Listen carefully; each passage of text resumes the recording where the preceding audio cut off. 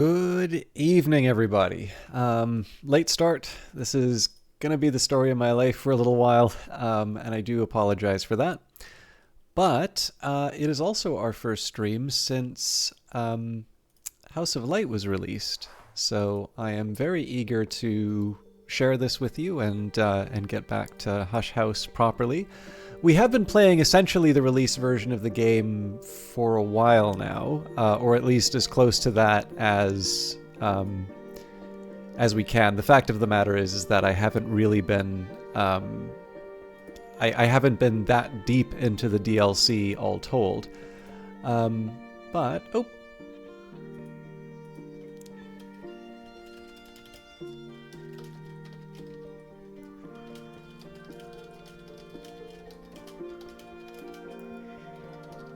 Alright, why am I not seeing the game?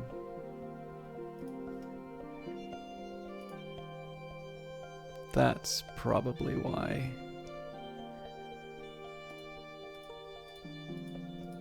That's interesting that game capture isn't doing anything. Okay, well that's fine. We should be good to go. In fact...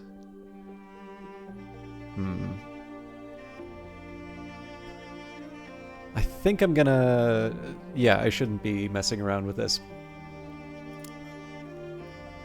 So, what else do we have here?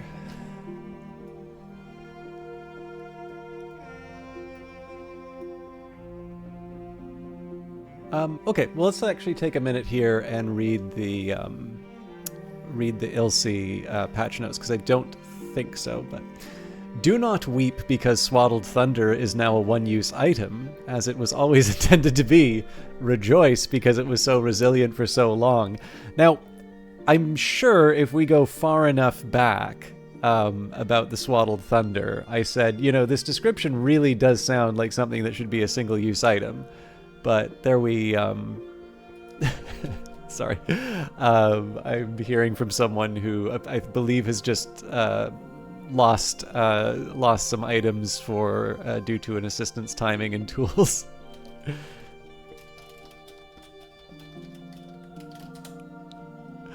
My deepest sympathies to them. But yeah, anyway, so this will obviously change our approach to the game. If you aspect glowed workstations, they'll stay glowed until you moused over each one. Okay, we did fix this. Somehow the Whispering Stair had taken to requesting Grail and Moth rather than Rose and Moon to be opened. Fixed.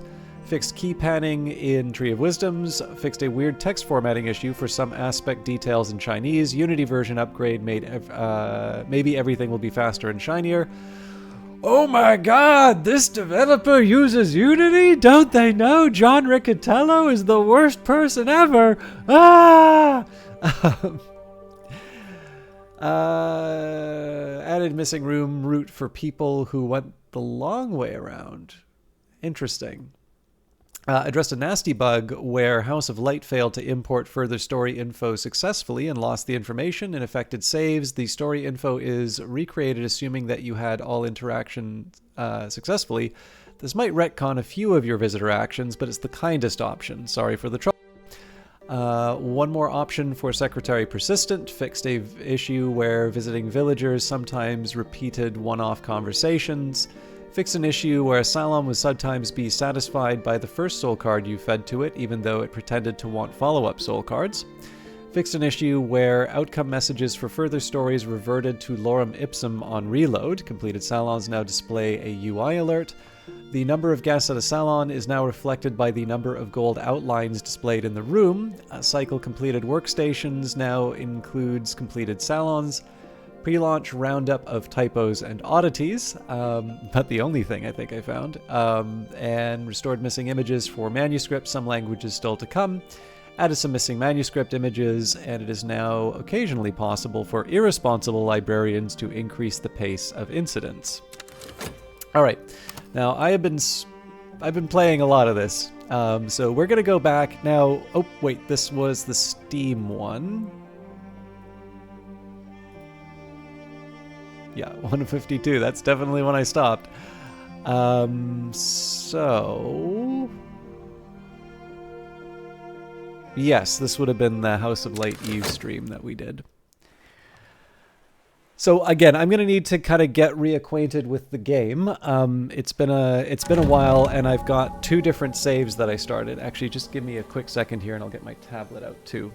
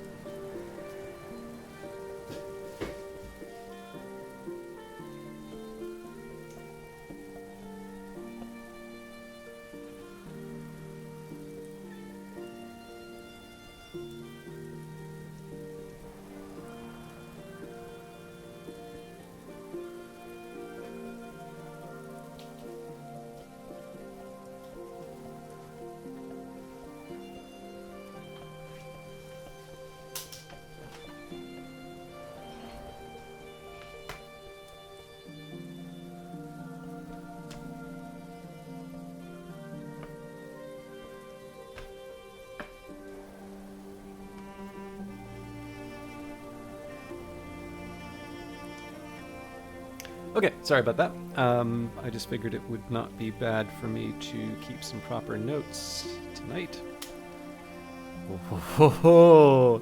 I've started watching Slow Horses, and the Apple TV just let me know of another episode. So anyway, I'm going to focus on Book of Hours.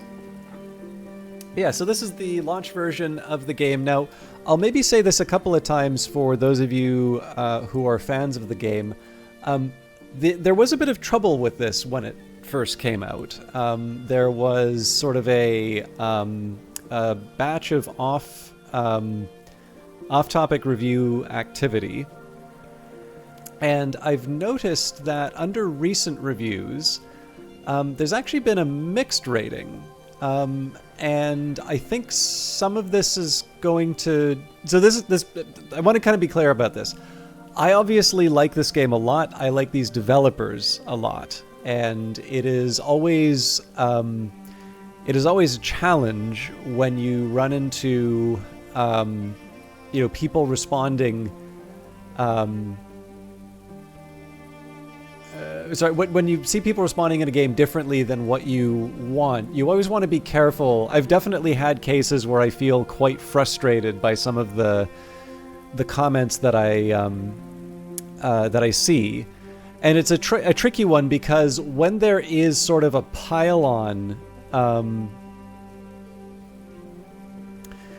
when there's sort of a pile-on against a game like this, you want to make sure that you are still allowing people to express what might be, some kind of dislike, or something that didn't work for them, right? Again, these stories are not necessarily going to, or these games are not necessarily going to get any better if people aren't able to voice sort of good faith criticism.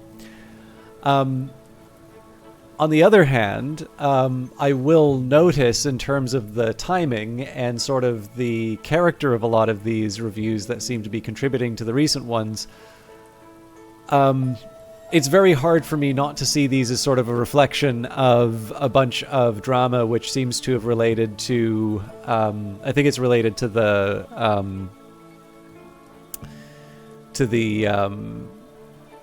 sort of a translation thing. We kind of related to some marketing or that. So I don't quite know what it is.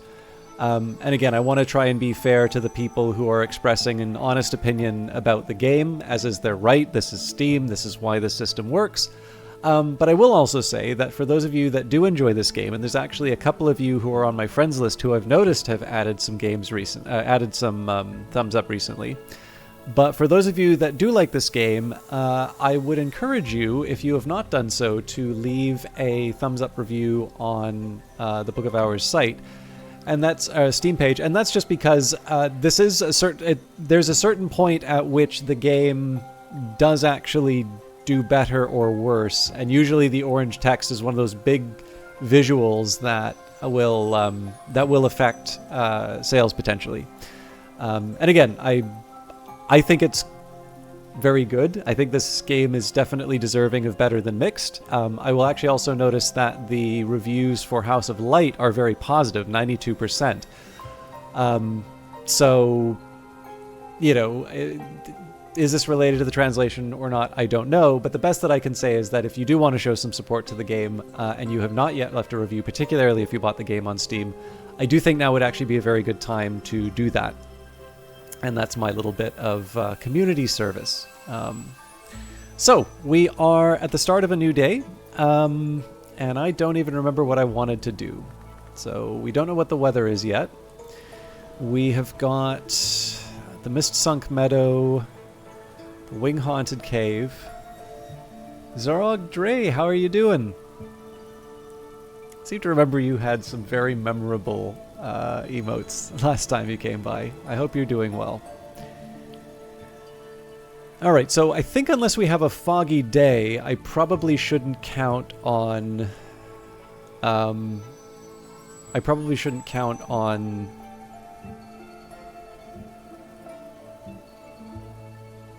opening any of these knock rooms. We have the smoky chamber and the sealed cell. I mean, maybe we can do something with the forge. I should take a look. And then I suppose there is the question of what books do I want to read. So we do have the 12 letters on consequence. Oh, that's right. I think I was trying to work out I think I was trying to work out a path for leveling up some skills, if memory serves. Right. So Disciplines of the Scar. Yes, now I remember. I wanted to get my Edicts Martial leveled up. Okay, well that's actually pretty straightforward, I think. So let's take the time for this one, because it's going to take 9 memories. I should actually make sure that I have the work done. So for base level memories, Edicts Martial is going to be a Moon and Edge skill. So Fear helps us.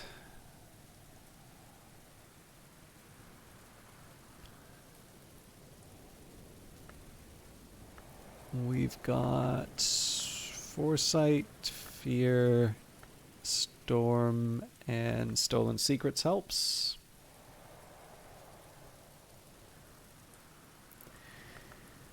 We've got Patterns, which would be Knock and Forge, Storms, which would be Heart and Sky, Intuitions helps.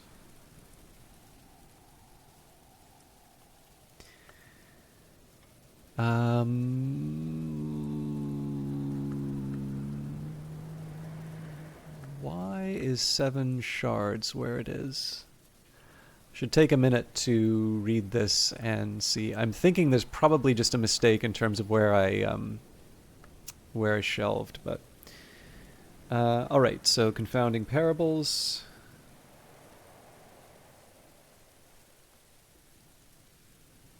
So that's got Moon like Intuitions. We've got Contradictions, which is perfect for Edicts Martial.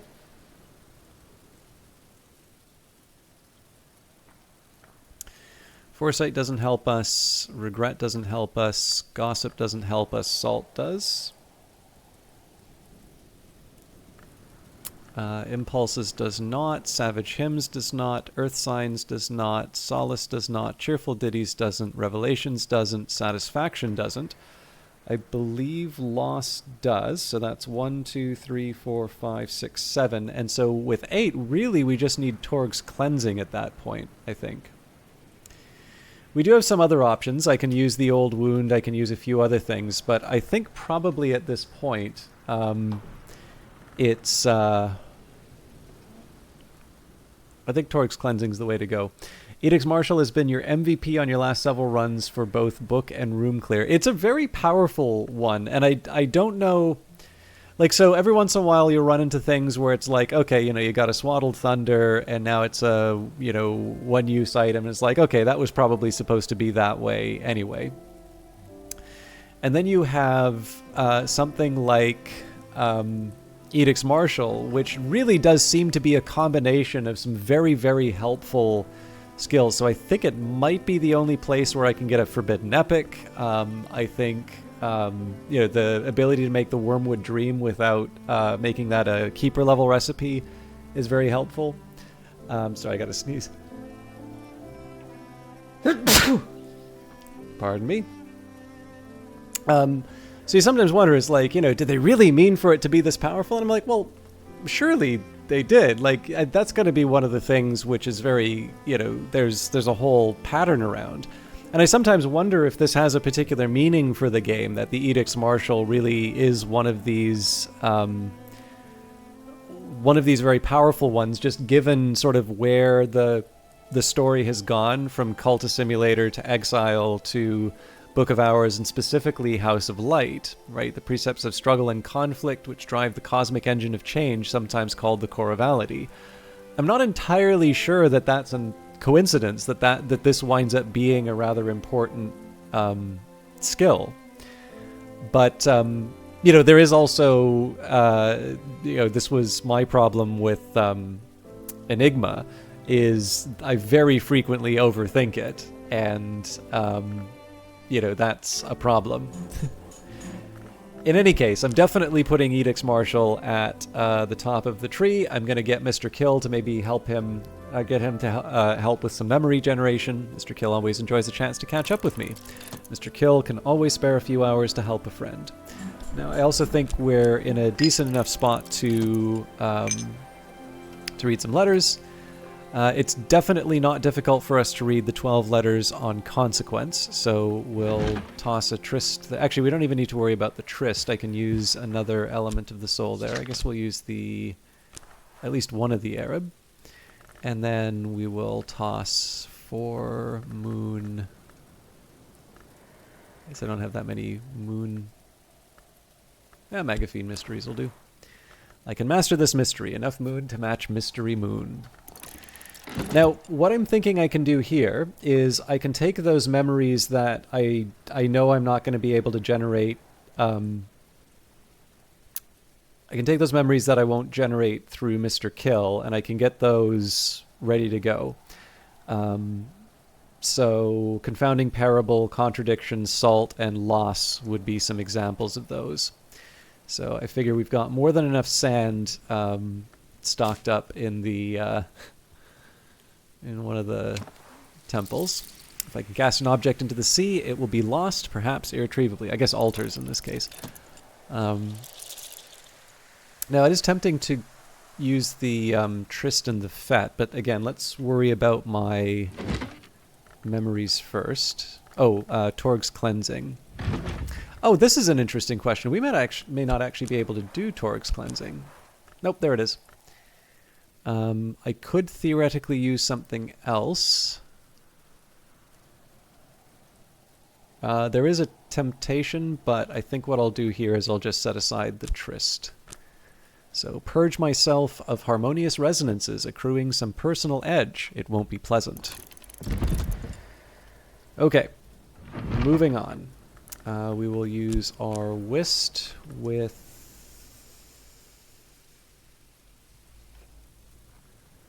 guess we read Locksmith's Dream Part the Second, so we'll read 108. Contradictions next. That will be at Natana Regensburg's desk. And this one's actually a little tricky because the Fet and the Tryst will give me things that I want. So really in this case I'm going to use... You know what, we're going to skip this desk for now, because I think I may have better uses for it. We'll use the Faust here, and for that we will get a Contradiction. I believe I'm onto the Wainscot. Actually, I may be onto the Ascendant, but I will read Wainscot Histories for safety. Then we will read a Salt book, and for that we can use Metal. That's not salt. This one's Kilisimi.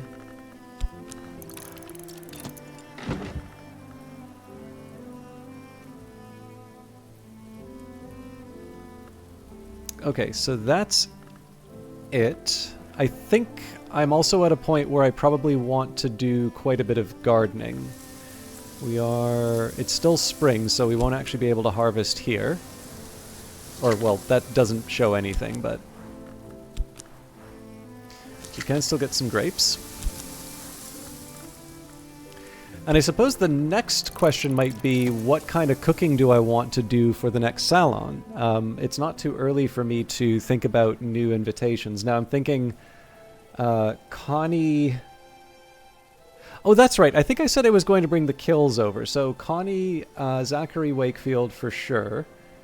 And then we'll maybe think about some of the... We'll think about maybe the next sets of guests later. That'll be a summer... That'll be a summer one anyway. Nothing to stop us from going to the beehive, so we'll gather that as well. And I guess I can drop some water too. I'm just trying to think all of the different things that I might want to do. I suppose also, well, yeah, so if I want eggs from the chickens, I would need to talk to them, which is not a non-starter. So yeah, I think our last options here would be to check out Crowcross Sands and the moor, although I imagine the moor will not be producing apples at this time. Alright, that took a little bit for me to get started, but now I am interested here on the lesson Echidna's Prowlings, but there's sort of other priorities right now on that, so Mr. Kill can always spare a few hours to help a friend. I should also think about the rain, so there is something to be said for trying to move forward with some of these Grail areas. Unfortunately, I think if I really make the effort, I'm still coming up short with Mrs. Kill. So if we get Mrs. K, so 2 Grail there, then we'd use the rain, which would be good for 2. We can use the spice scales, so that's good for 1, so that brings us up to 5. We could use Arab because that's not that hard to restore, so that brings us up to 7. So from there I could probably give her the Tisane. So that's another 2, that brings us up to 9, and then this is the real shame. I could give her, in this case, I think for Grail, we could probably get her up to 10 with the... Actually, it's easier if I just take a look at the food. Yeah, so a lot of the prepared food, that's no problem, but I don't want to use that way.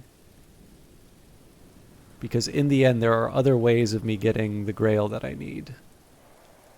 The pears, for instance, give me the 1, but we don't need 1, we need 2. So I suppose I could give her fabric, but then the problem there is that I wouldn't be able to use the fabric for other things, and I can see myself using fabric more often, particularly with the Mommets, given that the Swaddled Thunder is now a standalone item. So yeah, we're going to leave the rain aside. What I may do is I may use things like Desires and Dissolutions to make it Tisane, but I can save that for later. Actually, you know what? We can do that now. Because we still have a remaining Faust, so if I add the rain... I don't even really need to add the rain, but we will in this case. Alright, so there's the edge that we needed for loss. When something is given to the sea, it rarely returns, although of course I did. I carried a memory like a flambeau, safe through the mazes of night. Now I should have looked at that before, because we've now got a wasted duplicate in terms of that confounding parable. However, I did want to try and remember what's in 7 shards. So this is more so I can read it and just know. I guess the last step is any gardening that I can get done. So I can get a moth orchid, I can get... well, not Agave Eterna. I could get another cat's claw. I think I will go for the cat's claw here.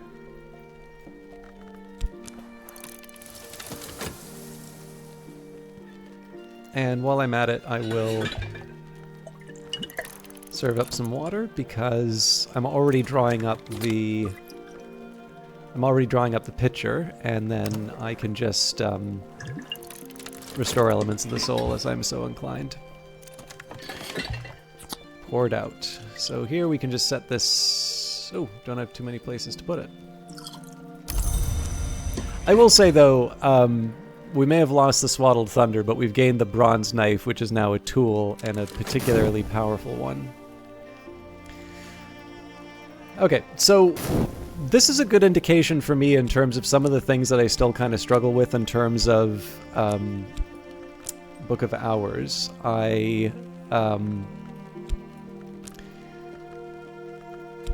kind of sitting here, I've got a bunch of elements of the soul available, and probably what I should be doing is doing more crafting. Or, oh, you know what? I'm not even talking with Mr. Kill, that's a problem. Mr. Kill, Ryan Spry, doesn't mind stopping for a gossip.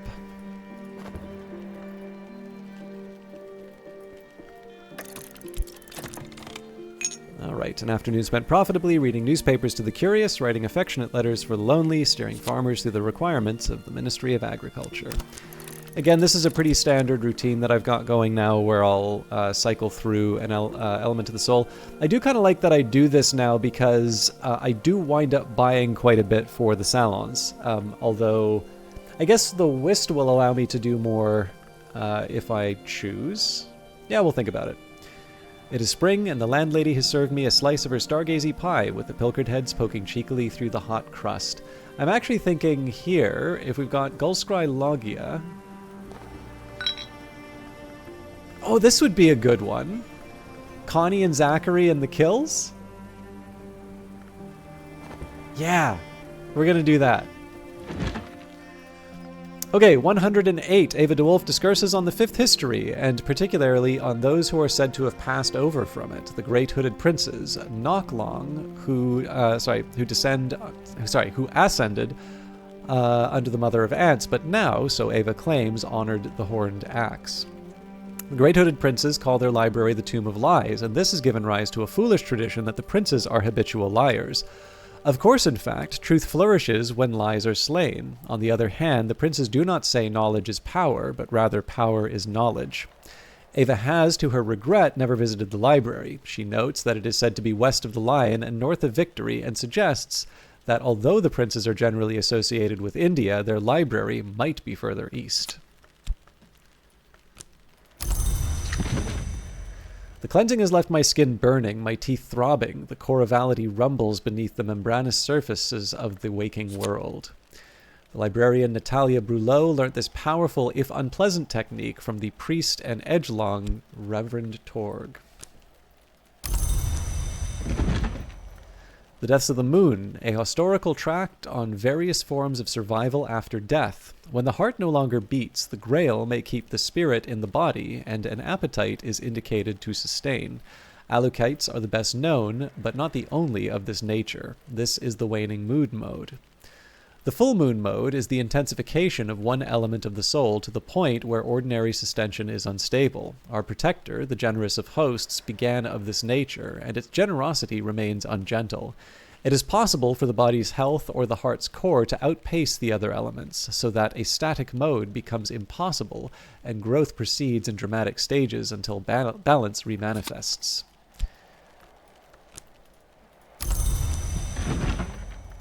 Wainscott Histories, subtitled Stories from Behind the Walls, a miscellany of non-traditional histories, including battles not generally acknowledged and countries which appear on no map, told in a playful, apparently fictional manner. Gore does not mention the Mansis directly, but constant coy metaphorical references to ascending the staircase of years, to the doors of sleep, and to the blue light of dawn suggests he had commerce with the unseen world. It was common in that time to speak of the division of the sun, by which contemporaries understood the eruption of barbarian forces and of their uncouth gods. So 1, 2, 3, 4, 5. So we need 3 more. Now those 3 we were waiting for to get from Mr. Kill through other means. It's not a big deal if we don't get it. We do at least have the stolen secrets. Or no, we have all of the things that we'll want. And we can get our elements of the soul through other means. But I'm going to focus on getting my elements of the soul back. Oswin Meow, lovely to see you. I didn't want to say, hey, I'm streaming. Don't bother me. I don't want to hear about your losses. But I am sorry. I am sorry for your loss nonetheless. Oh, no worries. For those of you who don't know, Oswin Meow is a truly wonderful streamer. Actually, I think had a little bit of a rough time lately, just in terms of doing some presentations and that. But truly a streamer I am so happy to have become acquainted with. In fact, somebody who I found originally through someone who left a very nice comment on the channel, which is something I don't always take for granted, but I will definitely say is well represented among the Cultist Simulator and Book of Hours community. But what I did not know at the time, and I've certainly grown to appreciate now, is that Oswin is actually a very talented broadcaster in her own right, has done a wide variety of games, certainly more variety than I have done lately, and is somebody who has really motivated me to pick up a few games that I have enjoyed, or to really consider like trying to find out how I can do them. So for instance, Oswin did a truly wonderful run through Disco Elysium. And I know I did that on my birthday as a little bit of a treat for everyone. And I do intend to go back to that. It's just, again, if I'm going to do a big narrative game, chances are that big narrative game is going to be one by Weather Factory first. But I do know Oswin's recently been playing Book of Hours on their channel, and I will say it has not always gone well. I think it's fair to say I pause much more frequently, and so there's less that's lost. But I will also say I actually think Oswin Meow has been pretty tough on the broadcast. I've actually had a lot of fun watching it, particularly because it's somebody going through the game for the first time, and that's always exciting because I sort of get to relive some of those exciting original moments of the game. So I know you're probably not feeling like God's gift to Book of Hours, but I've actually had, and I truly mean this. I'm not just saying this because you said a nice thing to me, but I really do enjoy watching you play it, and I cannot disagree when you say that it's a good game, but it's a frustrating one, because of course it is a game that the frustration I feel is part of the design, right?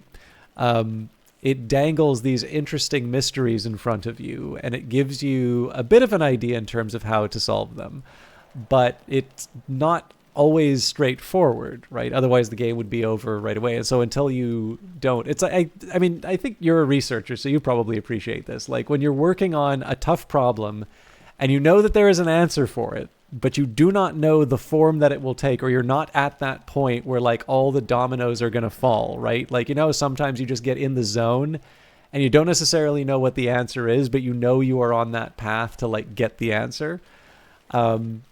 But prior to that, there's just that horrible time where it's like, oh, come on, ideas, come in, or something like that. But I do appreciate that you've been sticking with it, and I do hope that you're having a good time, even though there are some occasional losses. Okay, let's get back to work.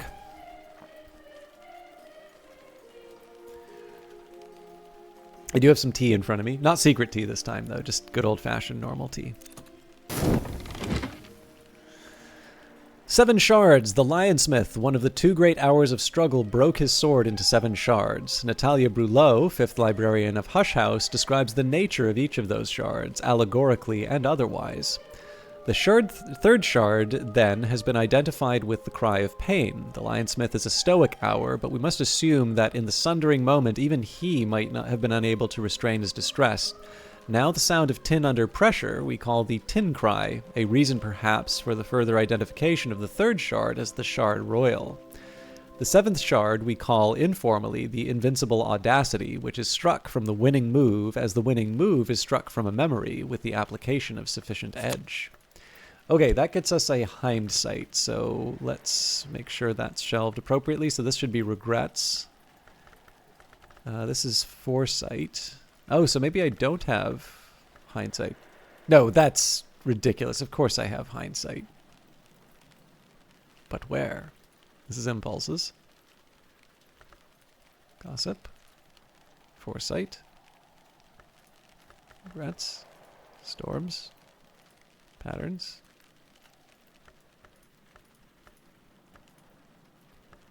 There's no way I've gone this far and not had hindsight. Yeah. Foolishness.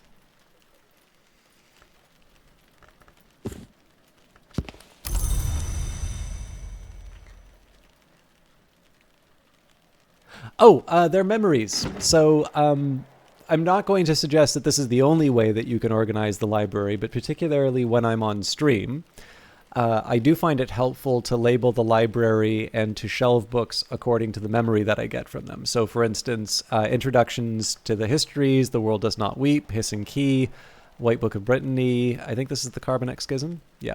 Nin's Cages, both the Avignon and Bruges text, the illustrated pop-up edition and otherwise. A Second Glory and Seven Shards. These are all books that will give you hindsight when you read them. And that is contrasted with, I think this one's Fear. Yeah. So, I actually don't remember this one. Stolen Histories. Okay, I was going to say Stolen Histories, and I was like, no, there's no Stolen Histories. There are. Treaties on the Underplaces, 7... FOI. Seven Faces of Icarus. Wow, I'm really not good with the scale texts. There's the Fear text. Key of Night, Black Nephrite, Tantra of Worms. Oh man, I should know this one. Sun's Lament. I don't think this is the Shape and Smoke. This would be SOS. Skin of Silver, right, the Antaios one. And A True History of Valentine de Wolf. So yeah, that was a pretty shameful report. But yeah, so in this case here, what I tend to do is I just I shelve the books according to memories, and so when I say the different words, what I'm doing really here is just making sure that I have what I need. So I'm specifically trying to bring Edicts Martial up to 9. And then, of course, to take something from level 8 to level 9, I need 8 memories for that. So I'm just making sure that I have what I need. All right, A Witching Tisane. It's best when it's warm, but it'll keep.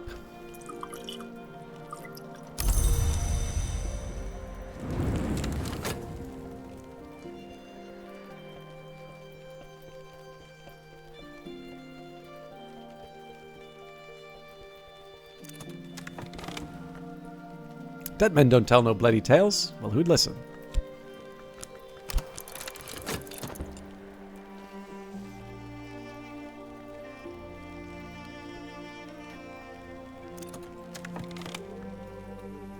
Unexpected finds in the folds of earth and sky. Now, I just don't really have space for this stuff anymore, so we're just going to return that to nature. Ooh, Ava's Locks is helpful, though.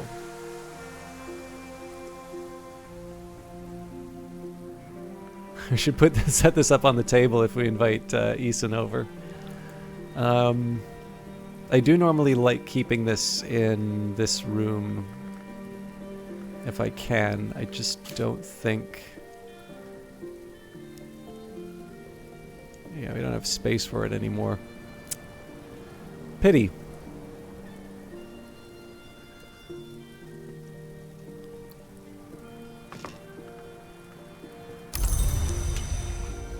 A little water splashes on the stones of the well to nourish the mosses there. So I guess I need to put this glass of water back on the table.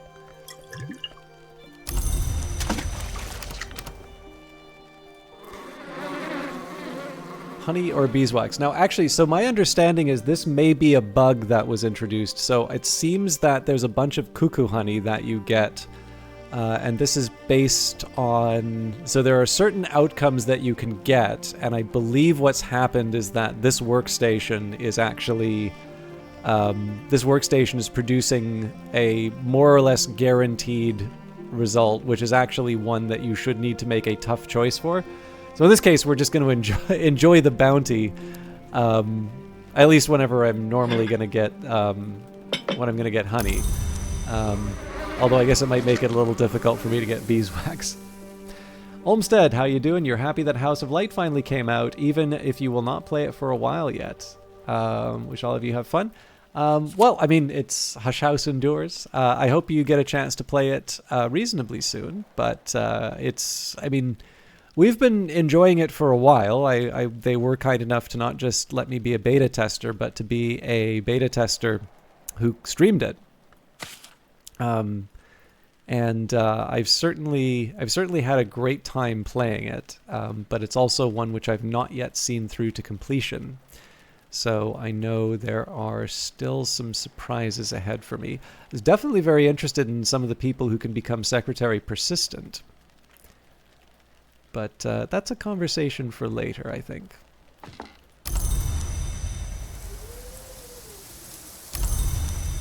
Okay, so let's get our priorities in order. First of all, we're going to go back to the moor. The moor is definitely one of the only places I can get a couple of interesting objects.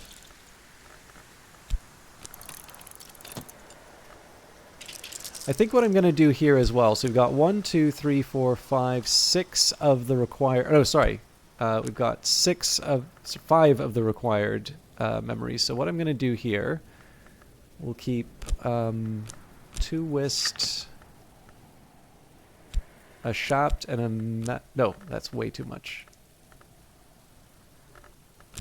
I'm going to keep a Trist aside. Yeah, so I need 3 memories, and one of them has to be something that I can level up with. But the rest of this, the 3 Whist and the Trist here, these are fair game in terms of working with them. So I suppose the question is there anything that I really want to be making in the next little while that I can use with the Whist? And the answer for that, I think, is to actually start preparing for the next Salon. University gets in the way of opening more higher level rooms, must be the Suppression Bureau. That, or perhaps you're like Christopher Olopoli, and you've just gotten tired of your studies in Perugia, and you've decided to dedicate your time to Umbrian folk songs. Okay, I think I'm actually going to take a second here and go to the Excel sheet that I put together. So this was so I can keep track of the food. Well, food and drink. I think it should have been food and drink, but I actually think it's mostly food here. So in terms of things with Sky, we've got cold pheasant with grape salad, boiled egg, game pie, ham and egg casserole, jug pheasant, roast pheasant, scrambled egg, meringue, and blue crown tea. Now, blue crown tea is really my only drink. Well, actually, there's the Lapsang Souchong as well. So I shouldn't say that's the only one.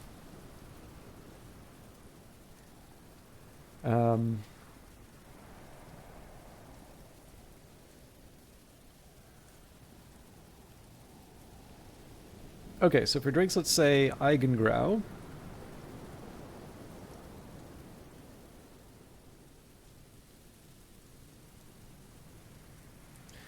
Blue Crown Tea. So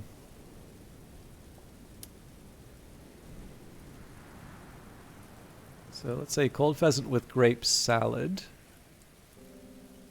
So for Zachary, we would need...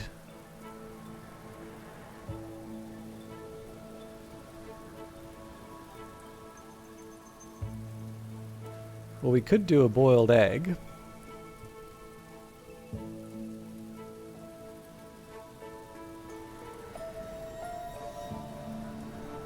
We could also do a stuffed pale marrow.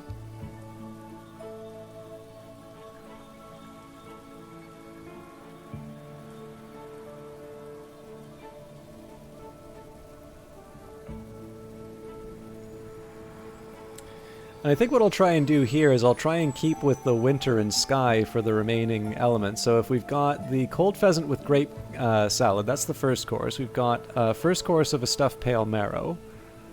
I don't believe... Oh, actually, a boiled egg is both winter and sky, so we are going to do...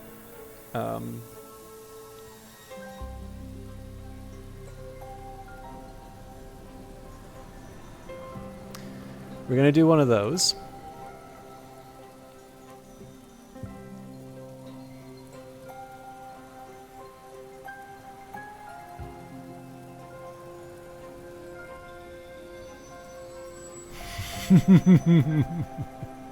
If I get mushrooms, I'm going to do a mushroom meringue. Hearing that list of things make you fear your storage rooms. I'll be full for the moment when I unlock them with so many possible foodstuffs. Also, how you doing, Rebarbarous Laughs? I feel like it's been a while since I've said hello. It's always good to see you. So my spreadsheet here has 75 different entries. Not all of them are food, but we're definitely full. All right, so we do not have... Okay, so the only main winter course that I have... Sorry, I have two. So there's the stuffed pale marrow, or there's the Stargazy pie. Now, I've done Stargazy pie a couple of times already.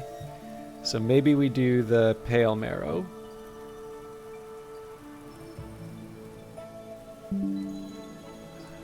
And when it comes to pudding...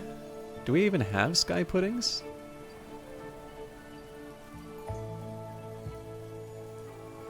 Not really. So what about something with Grail in it? Ooh, a floating island would be a good one.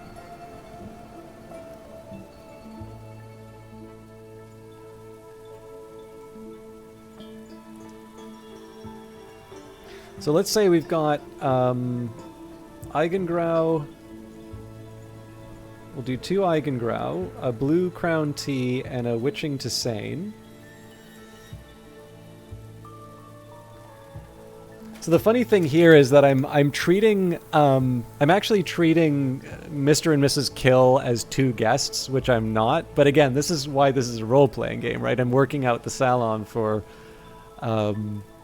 4 people, even if there's not going to be 4 people there. We've got Burning Sigil here, who says, "Glad to catch you live. I've been following on YouTube, close to finishing your first real ending yourself on a very strange archaeologist run where your Sacra Lamea was your first 9 and carried you through most of the game." See, I love hearing stories like that. So first of all, thank you very much for watching the YouTube Burning Sigil. It's been a while since I really started putting some effort into that YouTube, but one of the things that came out of YouTube was that I had played the beta or even the prototype of Cultist Simulator, and what became apparent after a while was that people were getting into Cultist Simulator from watching those. And so, you know, with the game becoming more successful than I think anybody was really expecting at the time, it felt like a good idea to do something dedicated for YouTube, because I wasn't necessarily going to be streaming this game on Twitch all the time, although I think some people would argue that I currently am, in fact, streaming this all the time. It's actually really nice to be able to run into people who have either found the game through the YouTube channel or found, you know, my YouTube channel through the game and then come into the Twitch stream, because that's definitely where I started. But I do like that I'm able to sort of meet some new people doing that. So thank you again. I always appreciate it when people actually say where they've come from, because it is kind of fun to sort of know how people are engaging. But congratulations, or early congratulations. Don't want to jinx it, obviously. But I'm really happy to hear that you've made it through a run of Book of Hours. I hope you feel satisfied with the ending. And I hope you're also looking forward to your next journey through Hush House.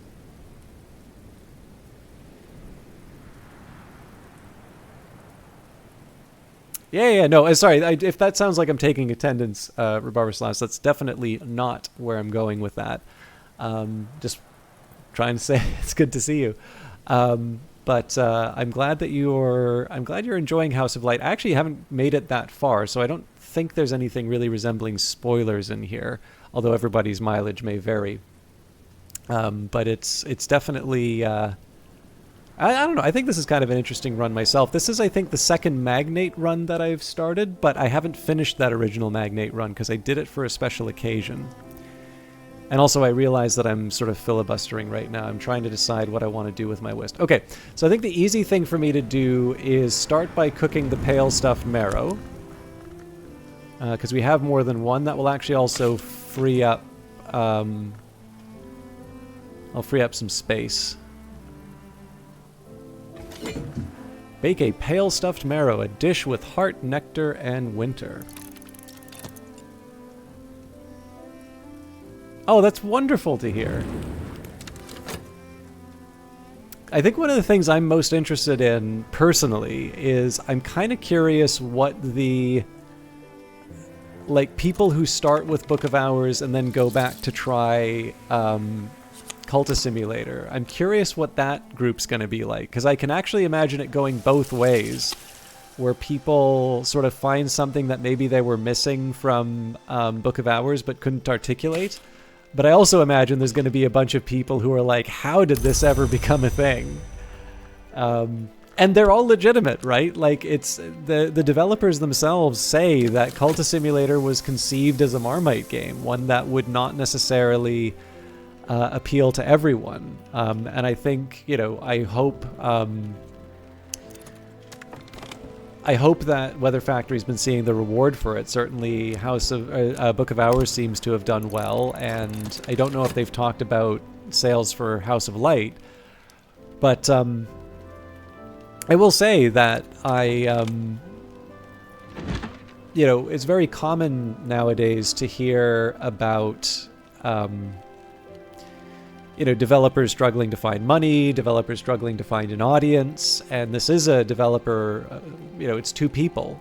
And I think there's something really interesting about the fact that, you know, they made that clear decision to make something that was not necessarily going to appeal to everyone. And again, I hope that they're not necessarily feeling too much of the bite of the present difficulty in the game industry. Because in the end, I think there is actually both some courage, but also some sense in the idea of saying that, you know, we want this to be a really clear thing, and we know that, you know, as long as the budget stays in line, that there's enough people who are interested in this strange thing to keep us making games. And so far, that seems to have paid off, which is, of course, rewarding for hopefully all of us, because I'm hoping you all like the game. Except Oswin. Oswin's here, presumably out of masochism. The 12 Letters on Consequence. Julian Cosley's epistolatory treatise on what may come after, addressed to his once friend Claude Hersault, the mystic and antiquarian. By the time he wrote these letters, Cosley was identified with the oneropolitical worms movement, and Hersault with the birds, meaning roughly that Hersault held the order of hours to be desirable, and Cosley held it to be oppressive. Many of Cosley's arguments about consequence and finality are couched in erudite and practical alchemical terms. Others appear to be thinly veiled threats directed at Hersault. Some are both. I will also say, so I suspect I probably feel a certain affinity for the birds. And I will confess, I've yet to find a ton of evidence in the game for this, but if the birds and worms division is such that there's this idea. How's it going, Kavion? I don't know how. I don't know if I could count myself as smart, but I'm glad that I come off as smart. This is probably why I'd never do an IQ test, right? Is if people think it, then there's no benefit to me. If it's confirmed, then it's just something. It's just what you know. It's just what people already thought. But if it isn't, then I'll just be disappointed. Well, thank you very much, Melmel 357. Anyways, so like I said, this is kind of coming out of thin air. I have some defense for it, but I don't know if this is the right way to think about birds and worms. But particularly in the collected Hush House lectures, which I don't believe we have in this playthrough right now, there's sort of this idea of let 100 histories flourish. I'm assuming that this is a reference to, you know, let 100 flowers blossom. I've actually heard let 1,000 flowers bloom in a workplace, and also not understanding the history of that particular quote, but there you have it.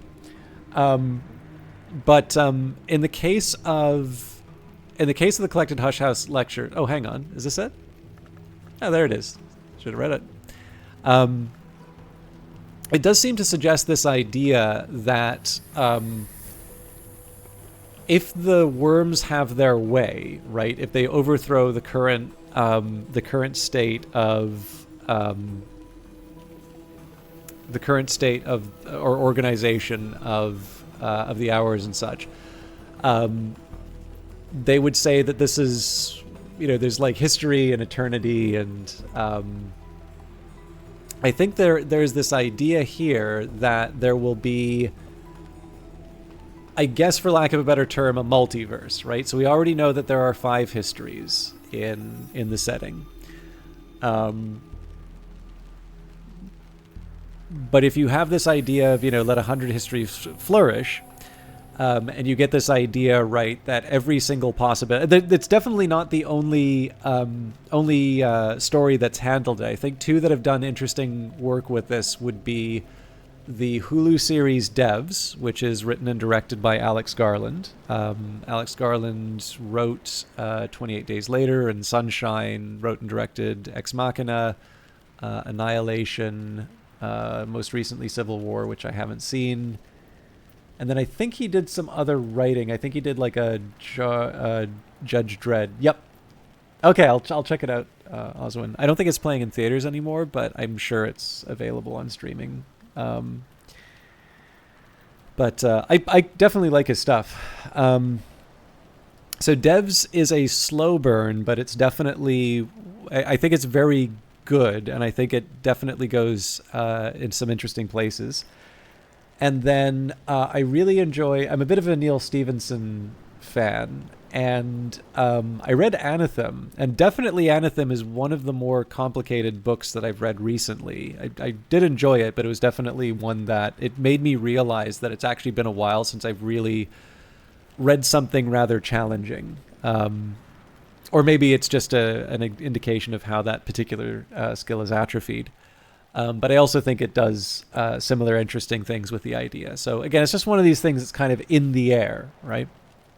But if this is the idea, then it sort of implies that the hours, as currently sort of constituted in the current state of things, have this role of sort of keeping history along these 5 paths, right? This whole idea of sort of working out the contradictions between the 2 and keeping things on something of a fixed path, as opposed to this idea where essentially every possibility happens, right?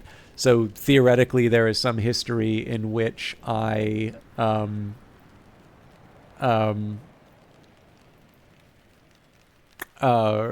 know, just completely randomly just scream, high-pitched and irrationally in the face of a coworker, and I never find a job after that, and I just become homeless.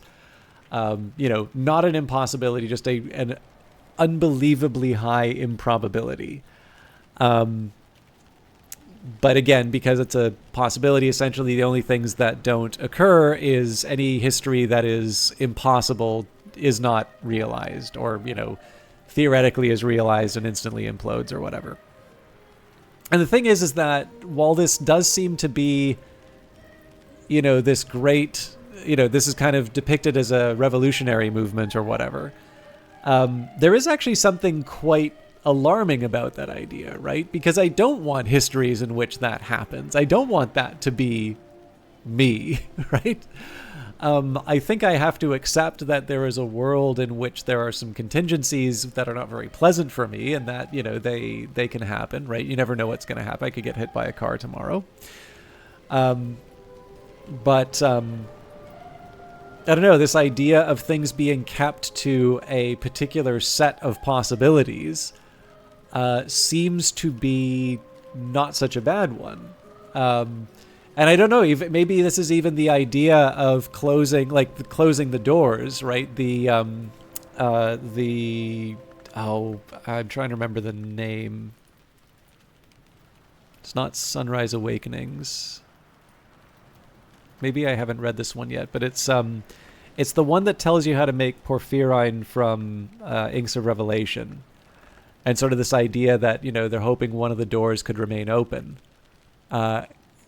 there could be a reference to that as well. But again, I don't actually have any basis for thinking that except maybe just a couple of threads to tug on. And Mel here said, so I'm not the most knowledgeable. And again, I don't think you need to preface with that because this is pure conjecture on my part. But for some reason, you're under the impression that the birds in the Birds versus Worms are referring to the Aviform hours, and you're always confused about how they were related to the worms in any way outside, say, the kernel or something. Yeah, and this is the other thing about Culta Simulator, is that, so there's the bird and worm slider in the game, which I believe attached you to sort of this game within a game, the Enigma. And I would not be surprised if the difference between bird and worm are... like if these are things that that have multiple meanings, right? Because of course you have the worms that bred in the corpse of the sun, and were the ones to tunnel down through here and meet with a rather surprising end. Obviously, I'm not going down there for the benefit of people who might want to discover what's waiting down there themselves. Although just seeing what's inside of it is maybe not such a big deal. But obviously, those worms, or the ones that are walking openly in Paris or inhabiting, I think it's Spencer Hobson, or I think also kept in this room. I think those are different than the faction known as the Worms, and the game definitely does not go out of its way to distinguish between the two.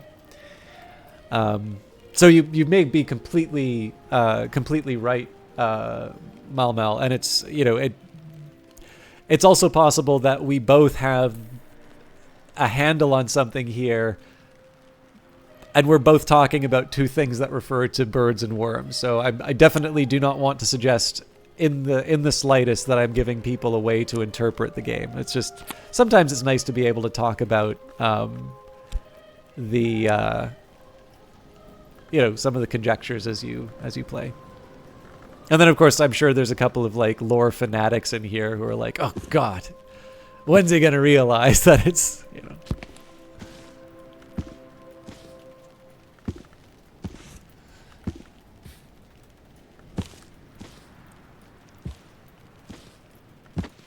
All right, so this is the new regrets shelf.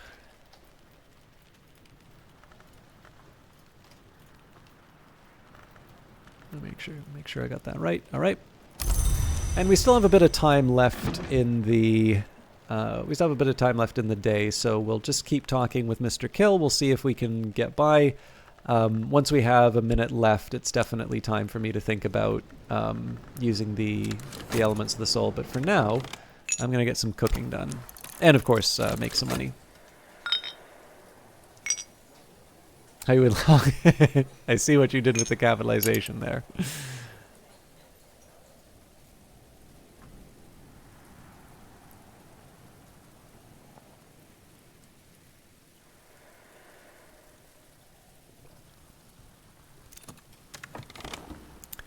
All right, more foresight. Dead men don't tell no bloody tales. Well, who'd listen? Now, I'm curious, actually, here, for those of you who are... there's probably some relation with them. I find it unlikely that worms have much to do with worms, though, right? Otherwise, yeah, you'd have worms in noon, and that's bad. I will actually also say the one I'm curious about, and this is one that I think there's plenty of... support for on either side. I'd like to know people's favorite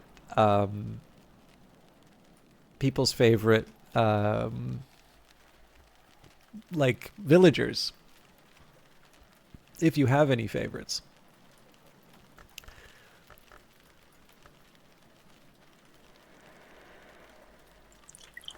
Hang on, wasn't there supposed to be a knife here? Oh yeah. All right, a dish with heart, nectar, and winter. So I'm hoping that we have enough space here. I guess I should probably move the Armagnac and the ink. Oh, and the tree.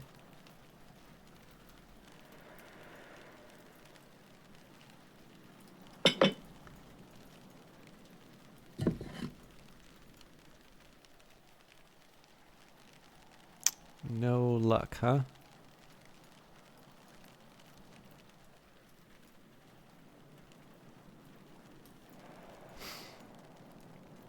I guess we've kind of already decorated the prison too, so I don't really have a whole lot of space there.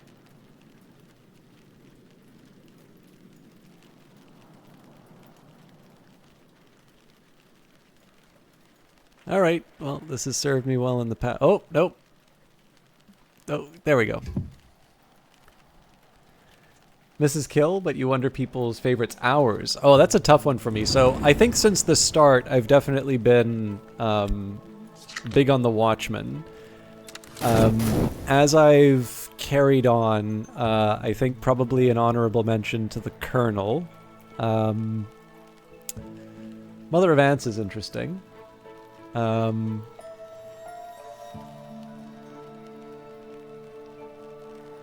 Yeah, that would probably be my big three. All right, Rebarber Slaps is a man after my... Well, actually, sorry, I shouldn't say man. As a person after my own heart. Reverend Timothy, easy, friendly, talkative, banishes illusionary spider. Osmond likes Mrs. Kill as well. Got to represent Grail. Yeah. So yeah, in addition to Reverend Timothy and having Lantern and Knock, I mean, come on, right? That's the killer combo right there. I just like the fact that he's so talkative and he gets an extra 15 seconds on his talk, his talk action. And this is just as a, as a talkative person, I feel a kindred spirit. All right, we're gonna chuck the sand again. I think we've got enough time to do another run at the...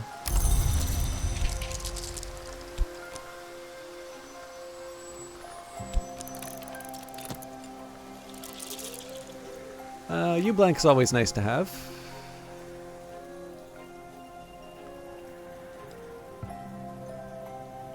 Out of all of them, so Lignum Vitae is obviously the really desirable one, but the U-Blank is nice because of its winter, so on the margin, if you need something from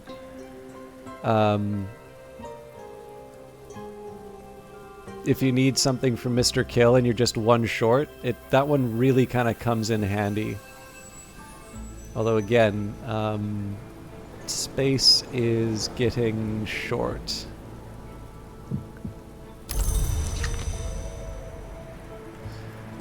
Okay, let's start thinking about more of the... Okay, so I want to make an Eigengrau. Oh, I need to order some pheasant. Yeah, I definitely need some eggs. So I think it's eggs, sugar...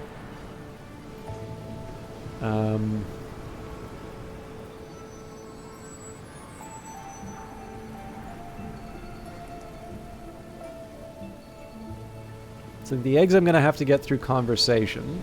I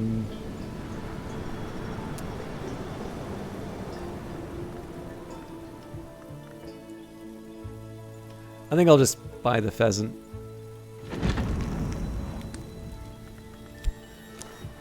Although I think I might have the wrong... Yeah.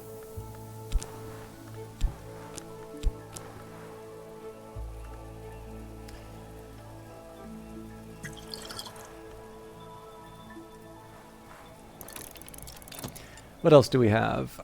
We've got Burning Sigil likes the Moth and the Horned Axe. We've got Mal likes Fawn of the Centipede and the Twins, but Moldywop and the Moth never fail to delight. Dead Hours included, then you adore the concept of time. Ooh, that's a good point, actually. Well, I mean, with that in mind, then obviously the Sun and Splendor.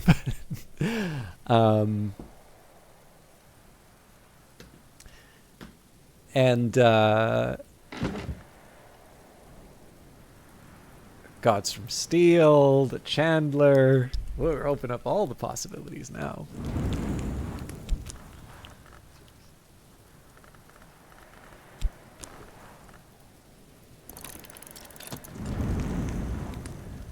All right. So it would be nice if I could cook something else, but I think I'm coming up short. So let's make do. I'll make the Eigengrau for Zachary Wakefield. I don't recall if... Oh, yeah. Oh, that'll do the trick. I could even maybe try and brew another pot of Blue Crown now that I think of it, because I think we've got... All right, well, that's a full pot. Oh, my goodness. I completely forgot to open the package. Who threw this overboard?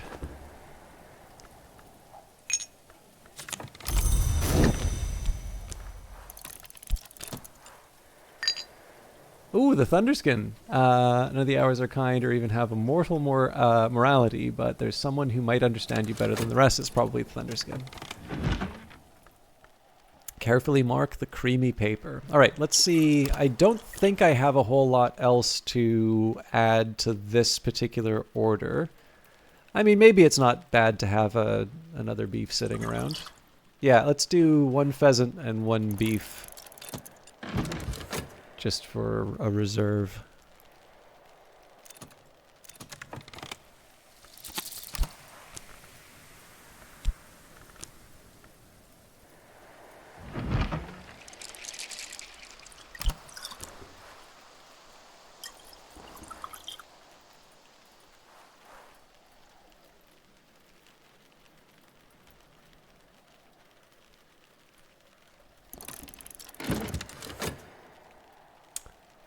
On the topic of the Chandler, I've always believed them to be somehow the child of the vagabond, for as she is barred from the Mansus, I have always believed the crime to not apply.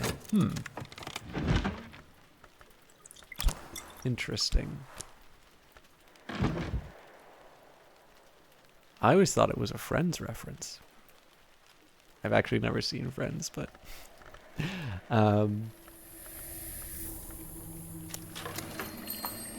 All right, the postmistress keeps the gate to the wider world. In her left hand is the lightning, which is to say the telegraph, and in her right the thunder, which is to say the only telephone in Brankrug. Before her lies the cash register, which accepteth the greater currency and returneth its lesser children. We need 24, so I don't think... Oh no, the florin is exactly what I need. Complete the order.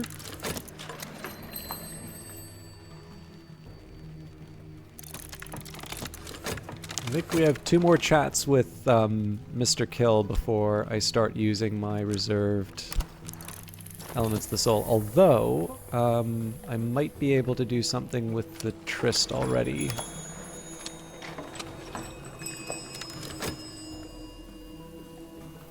We'll see. Buying dripping is a scam. Would you love in a game like this? Yeah, well, actually, I've had many occasions on which I try and reload or like refill the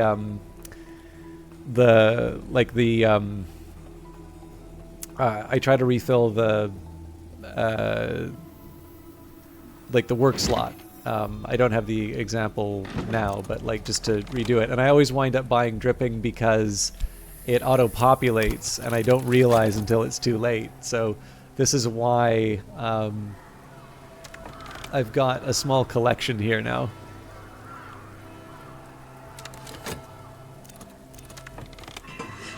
Alright, the surface of the substance is difficult to resolve, almost as if it weren't there at all.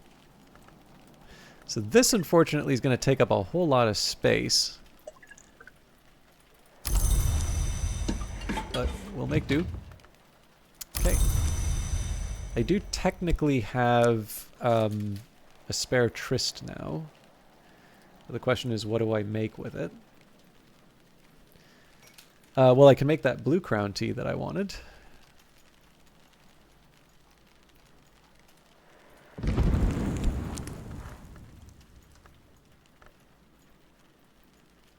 Suppose I have the option of making, I can try and make more Solomon's Preparation, but I figure the Ava's Locks are probably appropriate for that now, whereas Blue Crown is something that, like, there's only, if I want to make Blue Crown tea, there's only one flower I can use for it. Alright, abandoned luggage. Long past the help of any lost and found. I'm going to wait until... sorry, I should put that in a real place. I think I'll probably wait till next... Maybe not next season, but... Alright, you know what? You stayed underwater long enough, you'll just hang out there. Witching to Sane, did I put any in the... I did not. Okay.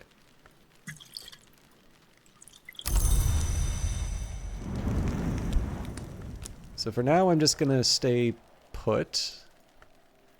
I guess now's the time when I need to make the final choices. So we will go metal for the fear. I think we can get the fear from the Leonine Tantra. Stolen Secrets. We can get what we're already reading at Ava's desk.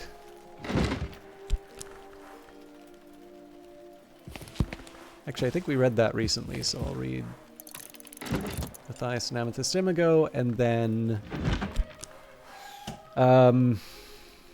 Sphere, Stolen Secrets, and Intuition. So for that, well, let's read Collected Hush House Lectures, because we were talking about that recently. I wonder, do you consider secret histories to be a true principle? Rose certainly is, but as the former, I am conflicted. So oddly enough, I have supported this with data. So there's it's actually been a while since I brought this up, so forgive me for those of you who have seen this lots and lots of times. I feel that this is a justifiable example. Now, this particular image is enormous, but basically there is an article that I wrote. It's like 4 years old now, but it's called The Networks of Cultus Simulator. And like my background is economics, so network analysis is it's something that is used in it, but I've never been formally trained in.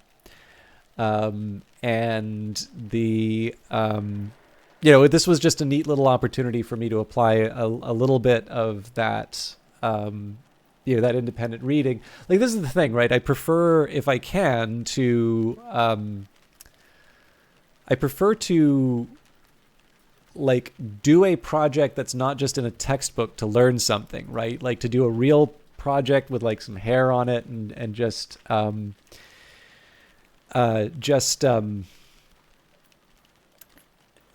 work through the problems that have, rather than working through some clean data sets. Like, because cleaning the data is something that I already know how to do. I know it's miserable, but like it's something I need to learn. I will definitely answer that question for you in a little bit, Oswin. There's a few different ways in which it can be used.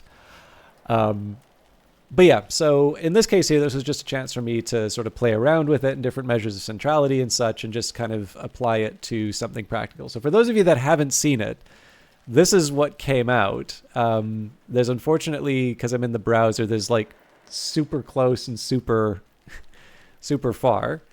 But what's important about this graph here is that these clusters were not assigned by me. I colored them.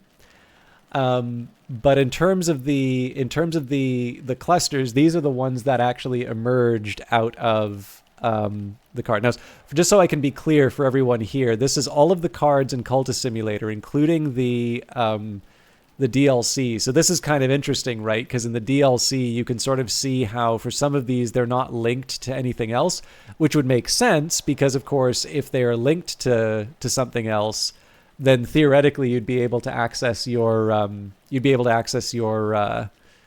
DLC without paying for it, right? So it's not always like that, but just it's a decent enough example. So basically, I had, I think in this one I did specify. What did I do? I think I specified a threshold. Rather than, like, I definitely didn't, I wanted to make sure that I wasn't being too strict in terms of saying how many different sort of clusters there should be. I wanted it to sort of try and independently identify them on their own. And you'll notice, I mean, unsurprisingly, right, because all of the different cards are there, and the edges are, so every node here is an element in the game. And then all of the edges are if there is sort of a reference to that thing. So in this case, right, you've got Enid and Neville C. Well, they have the knock aspect, right? But they're also followers, so you'll see that they link to followers as well. So all of these different elements in the cards have been added into this database, and then all of the links established that way. And basically, I'm sure I can find the code somewhere, but essentially, when I got it to assign clusters, it did a good job of identifying the principles, which, you know, you would expect because almost every single card has one of the principles, if not more, attached to them. And as it turns out, the secret histories wound up being a subset of Lantern rather than a principle in its own right. So in this case, I suppose I fall along the side of Hokebald of Posen, if that's how you pronounce his name, in saying that there are 8 principles, and that secret histories is not a principle proper. Now, I was really interested in that result because I was like, oh, wow, that's kind of neat, because I had seen some comments from the kind of creative director, Alexis Kennedy, sort of commenting on the ambiguity of secret histories. And so I thought that it was kind of neat to see that represented in sort of the structure of the game from a network's perspective. But the other point that I make in the article, of course, is that, you know, this is a network analysis. This is, you know, something that is interesting and fun, and, you know, I do a bunch of centrality measures. So I think Grail had the highest betweenness centrality. Obviously, I angled it as much as possible towards saying that Lantern is the best because I am a propagandist. But yeah, this was a lot of fun to do, and I would love to do this for Book of Hours. It's just it's nice now that the expansion is out, so I can sort of do everything. But this also just takes time, right? I did have the help of somebody who was actually maintaining a database. They gave me a head start with a lot of the sort of collection of the files. And the one thing I do want to stress as well is that the developers are pretty clear that they do not like the game being scraped. Especially for the beta, there was a prohibition against that. So it wouldn't feel right for me to do that at that point. And I feel that this is sort of original enough that there wouldn't be a big problem doing sort of an analysis like this. But like something like the Rowanarium, right? The database of all of the different cards, that is sort of allowed to move forward because the Frangiclave was accepted and like considered to be very helpful for the community.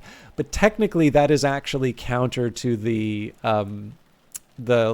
Sixth History license. Like it is really just taking the contents of the game and putting that in something else. And again, to be clear, the developers are okay with that. They sort of recognize that as a useful exception. By the way, the gray one is the mundane group. But yeah, it's just one of the things here where, I don't know. I think it would be nice to just get an okay saying is like, hey, you know, would you have a problem if I did something like this in for Book of Hours as well? And I'm sure the answer would be yes. It's just one of the things where it's sort of nice if you think that you're brushing up against the edges of something that they've formalized. It feels like it would be a nice thing to just say, you know, wanted to make sure that this was okay. Interesting point. I imagine because there's like the subversion of some of these, you can see some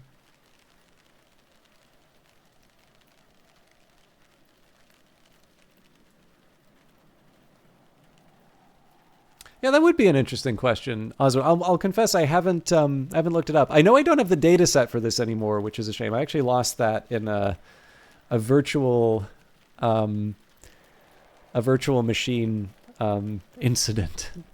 But it would actually be, I think it would be really cool if I did like a super graph for not just like if I do the House of Light one or the Book of Hours House of Light one, and I feel like I would probably have enough gas in the tank to do Cultist Simulator again. It would actually be kind of neat to see. It'd be kind of neat to see the whole secret histories, and then I mean, there's game 3, so there's even more analysis to do. But yeah, it's honestly, Oswin, so there's a few different ways in which network analysis comes in. So I think I've seen it. Some people have used it in the context of sort of trade and exchange. I actually know Tom Sargent has an economic networks textbook, which is available for free. Just give me a second here.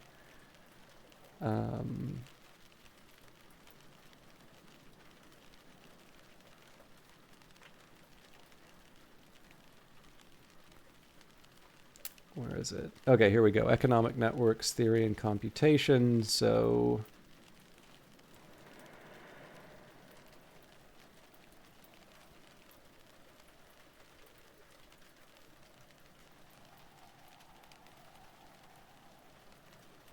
can I not access this book? I've got it on my iPad if I have to open it up here, but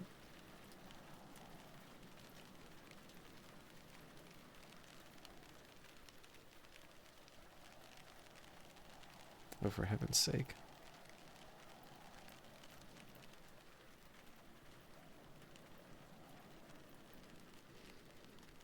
I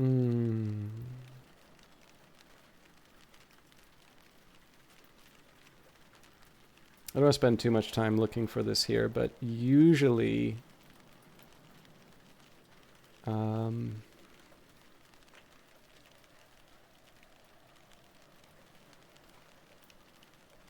yeah, so this would be a good so Tom Sargent, for econ fans, he is, along with Lundqvist, wrote this just tome called Recursive Macroeconomics. Wonderful textbook, but definitely does not hold back on engaging the subjects in their full full mathematical form. But what I like about it is that it starts off with a lot of motivating examples in terms of why the recursive approach is ideal for that sets of problems. And likewise, in the case of this network textbook, I like it because usually in the preface or the introduction, it'll give you sort of a flavor in terms of where some of this is coming from. So to answer Oswin's questions about where this is useful in economics, it's probably better for me to quote a practitioner rather than someone who's just analyzing a game. So the set of possible examples is vast, and sources mentioning or treating hundreds of different applications of network methods and graph theory are listed in the reading notes at the end of the chapter. In computer science and machine learning alone, we see computational graphs, graphical networks, neural networks, and deep learning. In operations research, network analysis focuses on minimum cost flow, traveling salesman, shortest path, and assignment problems. In biology, well, I need not expand to you, but I will quote the text here. Networks are a standard way to represent interactions between bioentities. In this book, our interest lies in economic and social phenomena. Here, too, networks are pervasive. Important examples include financial networks, production networks, trade networks, transport networks, and social networks. For example, social information networks affect trends and sentiments and opinions, consumer decisions, and a range of peer effects. The topology of financial networks helps determine the relative fragility of the financial system, while the structure of production networks affects trade, innovation, and the propagation of local shocks. And then it moves on to show a few different network graphs. All of these are just really beautiful images in their own rights. So again, this text, by the way, is free. If you go to quantecon.org, or if you just search for Tom Sargent's network textbook, you should be able to find it. But just keep in mind that that is definitely not a first is not a first treatment kind of book. You'll probably have a bit of a tough time if that's your first exposure to these things. Anyways, sorry for those of you that don't care for that academic talk, but it's a chance for me to geek out a little bit and a trip down memory lane for the answer. So anyways, that's probably that's probably more than Mal was wanting for an answer, but yeah, I feel like if I'm going to go through the effort of doing that particular analysis, I feel like I owe it to my sorry, I'm curious if the audio reset.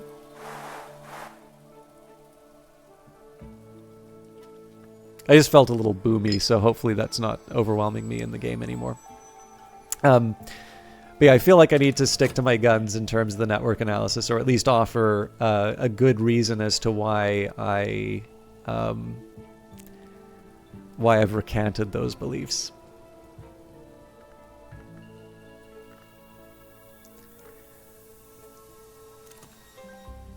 I may take a small break just to refill my tea, but I'll try and wait till the end of the day in game. Mackerel. It's a nice replacement for the one that I cooked. Although I've replaced it with honey.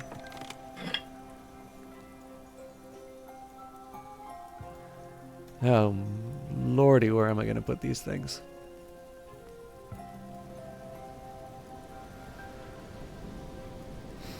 Yeah. Oh, there we go.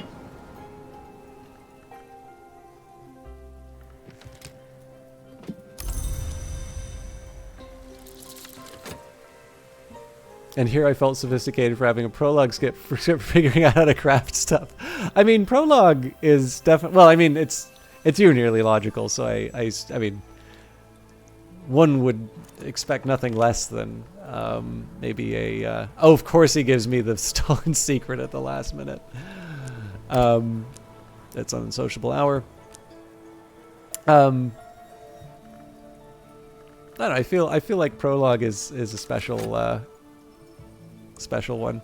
I have debated on putting together a little script to try and work out my different paths through the Tree of Wisdoms, but I don't know, there is something, it's a little bit like thinking out the salons. There is something nice about just sort of doing it by hand. So they made you learn it in uni, damn right you're going to use it. Yeah, I had to learn, the first programming language that we used in school for me was Scheme, or it was actually a variant of Scheme, specifically for teaching, and then we sort of worked our way up to a more traditional one, but that's fine. It keeps me from using objects as much as possible. I'm aware of them, just don't know why I'd use them.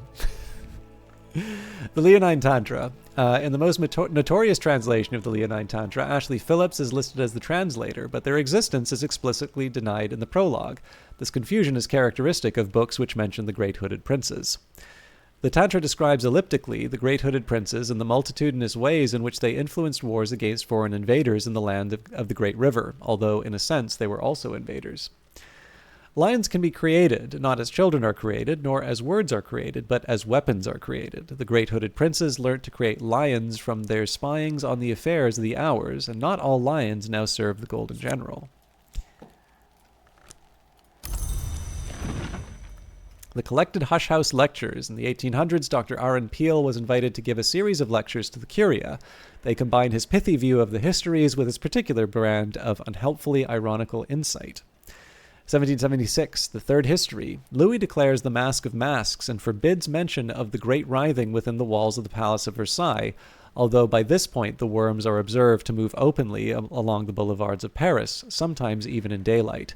The army is redeployed to defend the court. The mask lasts 1 lunar month and attracts several of the Long abroad in Western Europe at the time, fleeing the worms, or hoping to take advantage of the desperate Louis, or seeking access to the sealed mirrors of the palace, or just eager to attend the most inventive and desperate debauch of the century.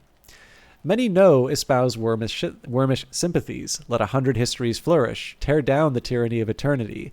To grow long is usually to cast off these sympathies. There would be no immortality without eternity, and eternity, we often seem to decide, is only tyranny as long as we are not eternal.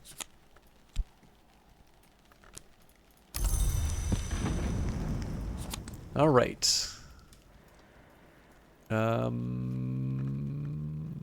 Where do I even try to keep this?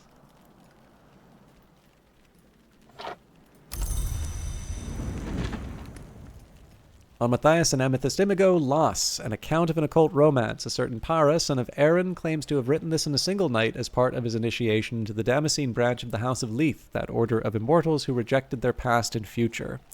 The laws of the house forbade Matthias to love. The customs of the wood forbade the Imago to remain. So he conjured her a final time, when she had uncovered the shears of Alcapura, and she suffered him to cut the wings from her back, so that she might remain, and he suffered her to cut the parts which hold man's seed, to keep them from the detestable act. This was love in all its blood and joy. We have cast Matthias from the house. In the cradle of the roots, Matthias and the Imago left their names, and though their names were lost, they found their name-day riddles. This we recall in solution and separation, so that in the presence of the moth, our memories may become our futures. Do this wisely in memory of the name and the long who gave up their past that they might be together forgotten. 1, 2, 3, 4, 5, 6, 7, 8. There we go. Time for level 9 Edicts Martial.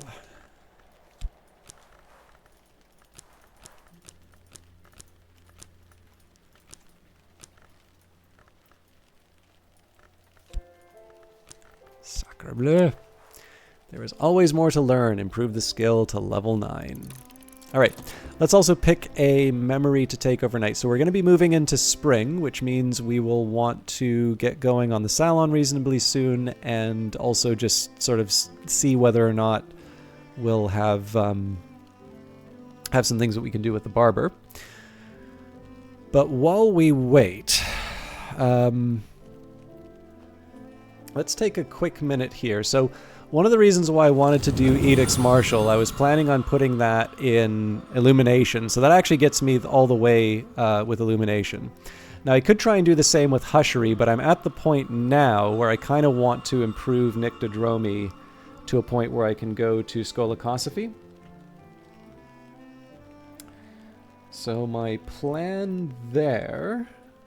Let me just bring back my notes.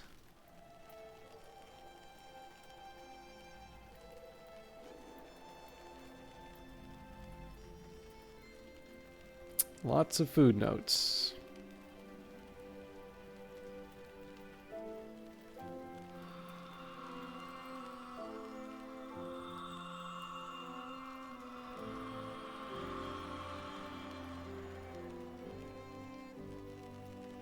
Interesting.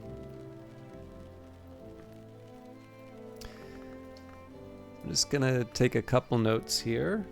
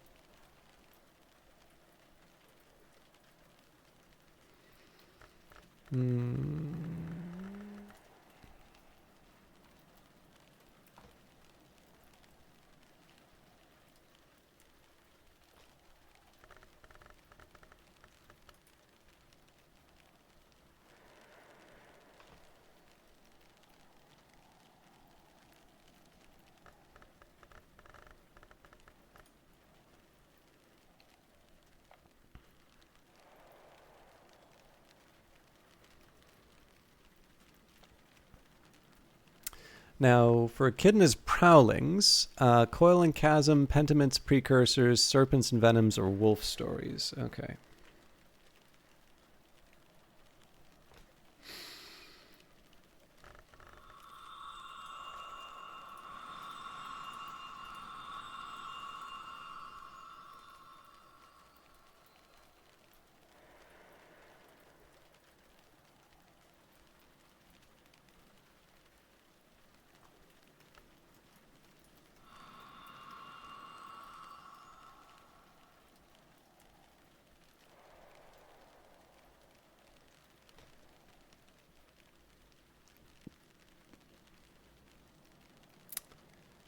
All right, I got some ideas here.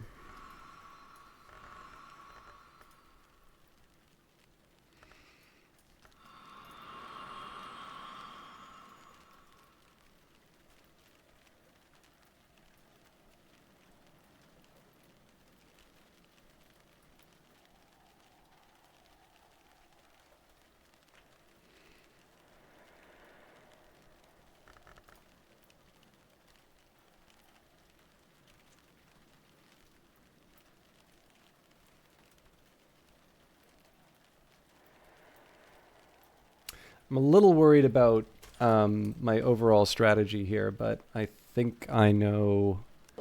Yeah, I think I know what I want to do here. So I'm going to try leveling up Watchman's Paradoxes next, and that. Actually, maybe Cyclone Eclipse might be more appropriate.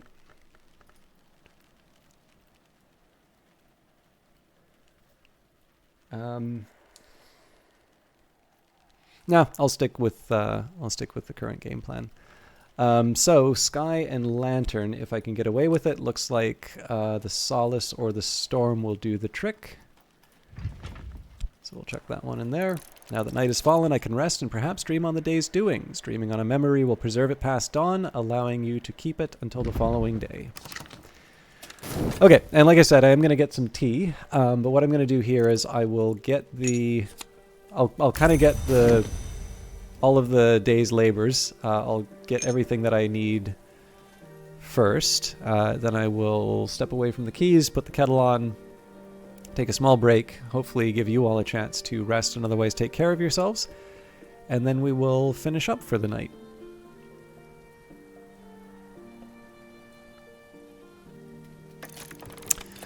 Alright, the skill is now level 9. Its power aspects have also increased. So, up we go. Understanding creates conflict. When we name our differences, we learn our enemies. Where there are no names, there are no enemies. This is a matter of the illumination wisdom.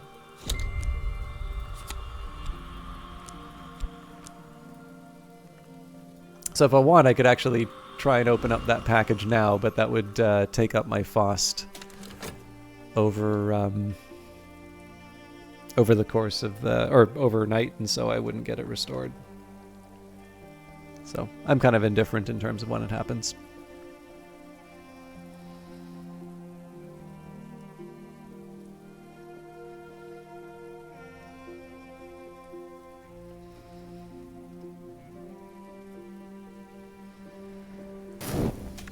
All right, so I am going to take a small break. I'll try to keep it on the shorter end because I know we only have probably about an hour and 15 minutes left.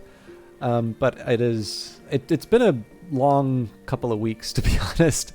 I'm very happy to have done it, right? Like I got a chance to do Book of Hours. Incidentally, I am dragging my feet on getting that video uploaded, so I'll do my best. Just keep in mind it was a 13-hour video. It takes a bit to get everything ready to go, but I'll upload that to YouTube. That will be the start of the next Book of Hours series. And I'm gonna, like I said, try and keep it to a reasonable length. But I do just need a minute to sort of give myself a stretch, get some tea, kind of shake the cobwebs out. And if you've been here since the start, or maybe if you've been sitting for an extended period of time, whatever you do, I highly recommend taking a quick stretch and otherwise taking care of yourselves. But we'll be back for some more House of Light in just a little while. Not a bathroom break.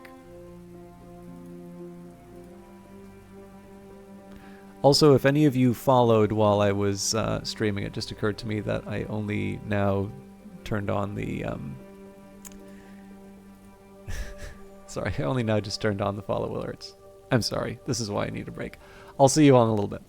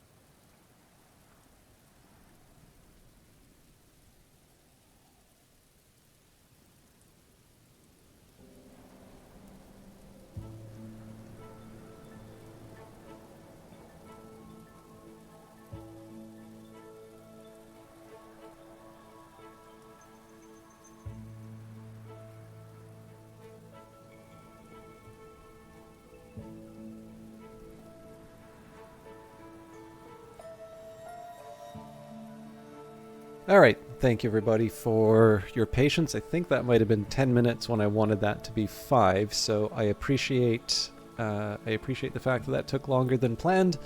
This does seem to be a recurring theme on my breaks, though. So we will have a new season coming up. I'm going to wait for the weather before I go too much further. Thank you, Nearly Logical. But we might as well open up a container. And again, there will be some questions in terms of what we try and do in terms of opening up rooms. But I think what I'm going to start with is I just want to see what the season brings. And I'm going to prioritize Salon, skills, and then kind of we play it by, or yeah, probably Salon, actually sorry, Salon rooms and then skills.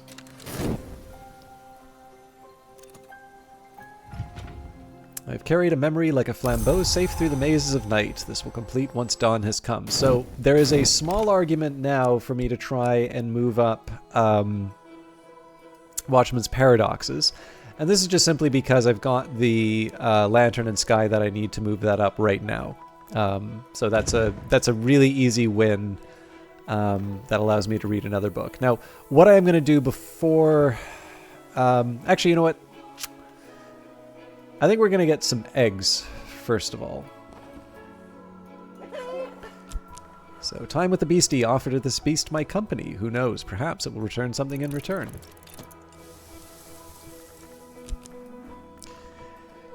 We have got orchids and narcotics, gather in summer, carrots, tomatoes, marrows, and blessed onions, all the unsung heroes of the stew pot. So we're going to go crazy with the gardens. And right now, I think it's fair to say that I actually don't have that much waiting for me in the Sweet Bones. So I'll maybe talk with Mr. Kill. It doesn't hurt to have him available. But there isn't quite the same urgency behind this.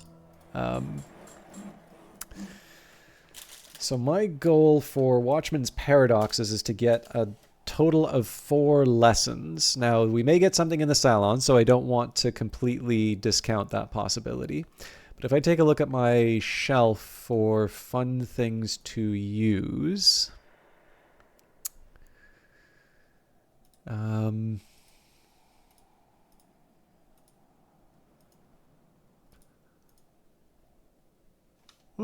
Sights and Sensations is actually...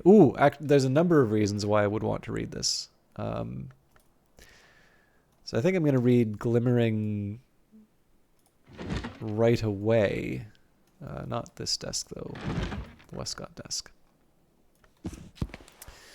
Alright, so we take Transformations and Liberations. We have got 8 of the 10 that we need, so that's an easy call there. We just read with the metal. That was a pretty easy call there. Now, still want to focus on cooking if I can. I'm not really sure if I should be making another Eigengrau, but I'll do it just to see.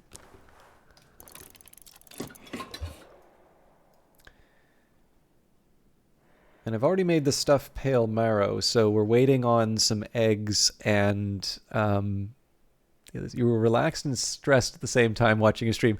Is the stress because of the all the different things going on in the game? All right, I think we'll also read out, so we've got the Affair of the Dappled Rose. In the hissing wastes of the sand, where once stood a city called Maya, another man has died, but he almost made it out. He made it as far enough that a goat herd found him, raving to the end about gardens, with a flower crushed in his hand. Visitors with an interest in moth or rose mysteries will want to talk about this. Is there anything in particular that's stressing you out, Oswin? I'm curious about this. Mr. Kill can always spare a few hours to help a friend. A tamer of trees, a worker of woods, a consigner of cadavers. He has also been known to try his hand very diffidently at poetry.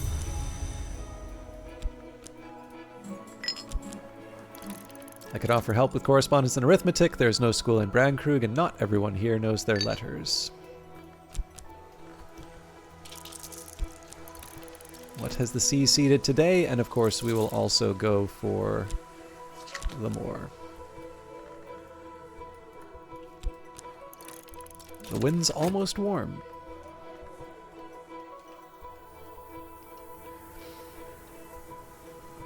Now, I guess I made the Tisane for the librarian's quarters, but I can make another Tisane for Mrs. Kill.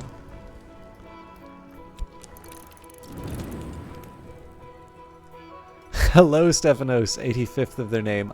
We do have the cat. I can't remember if I put the cat. No, I put the dog in the foundry. Where did I put the cat? Did I put the cat in the jail? It's an appropriate place for it, but... Oh, that's right. I put it in Solomon's study, so... You were planning to use that desk? Also, I do believe we have a couple people here with a few kitty emotes. Now, I'm actually kind of glad that we've got the Skin Shuck mead. It's not like we're short on it, but it's nice to have the option if I want to go a bit further.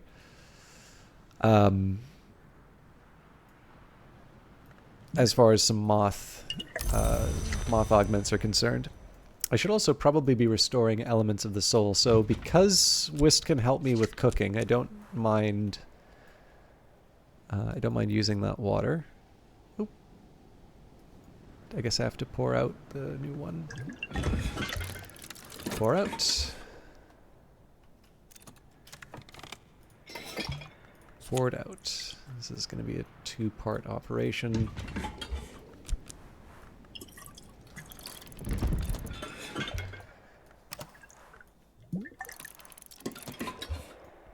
It's not that hard for me to get another water, but I think I'm going to hold off for now.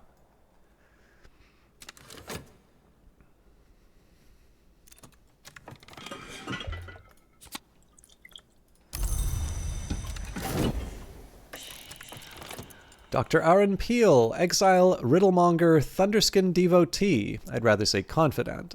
Impeccably dressed, but always in dark clothing so the stains won't show. Dark the dressings too, at his ankles and his wrists. I won't take a seat. It's kind of you to offer. It would be unkind of me to accept.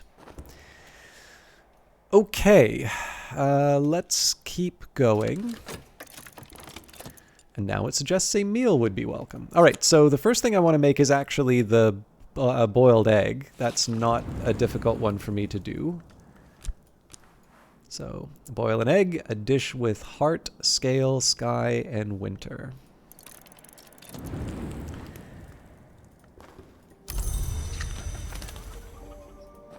And I think I'm going to talk with Tuppence as well. I'm obviously going to have to put some effort into feeding them after the fact, but offer this beast my company. Who knows? Perhaps it will offer something in return.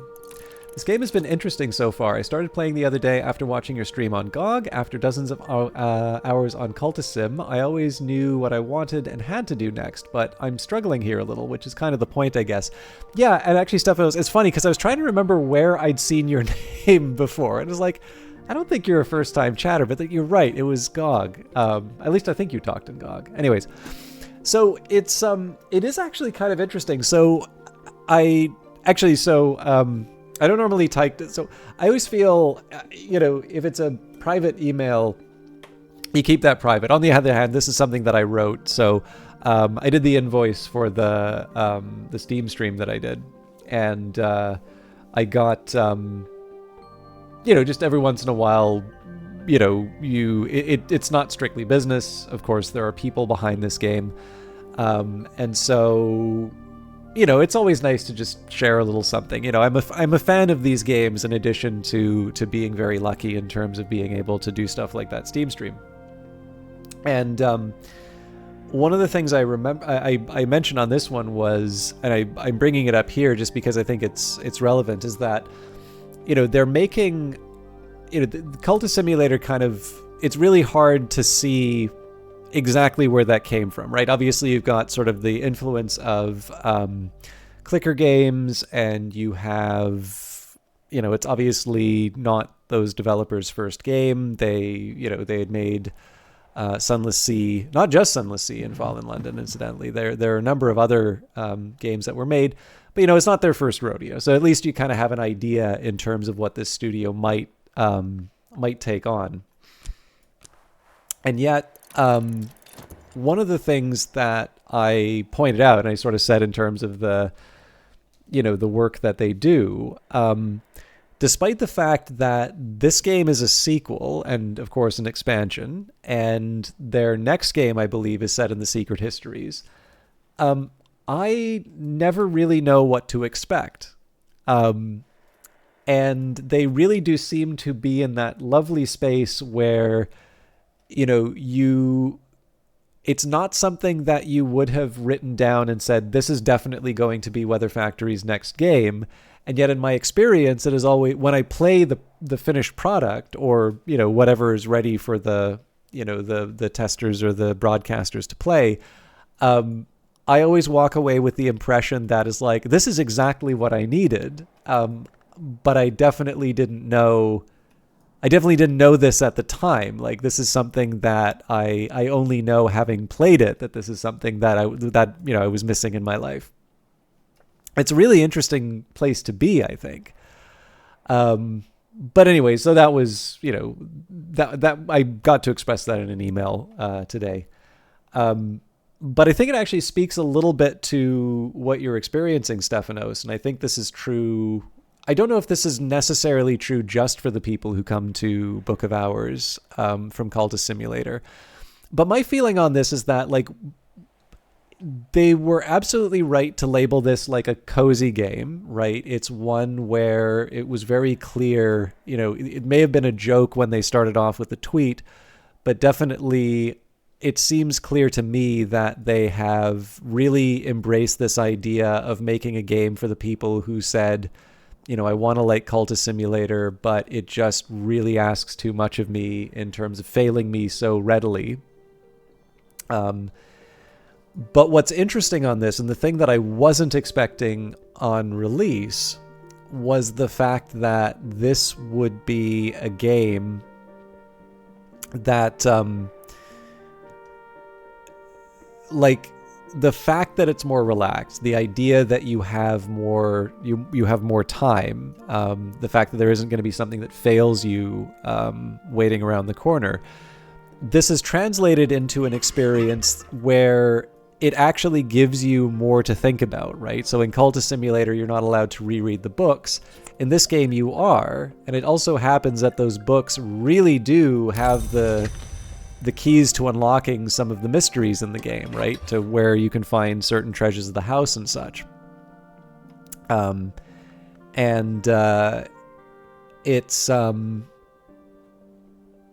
It's interesting because when you think of like an easier Cultist Simulator, that's not entirely true. It's a more forgiving Cultist Simulator in the sense that it doesn't kill you, but it's not necessarily easier, because all of that time that you have to think now also means that there's a whole other set of challenges of maybe a higher degree of complexity or maybe less obvious.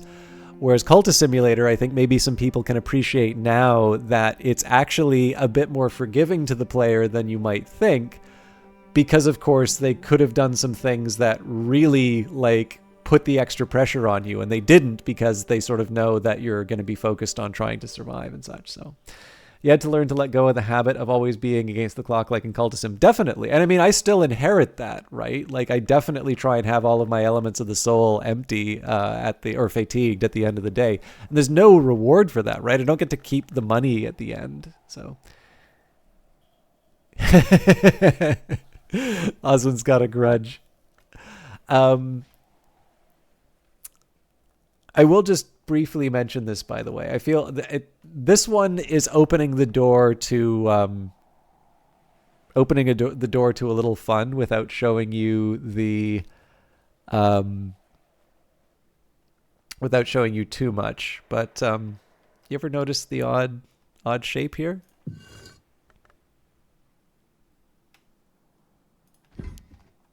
You didn't see anything.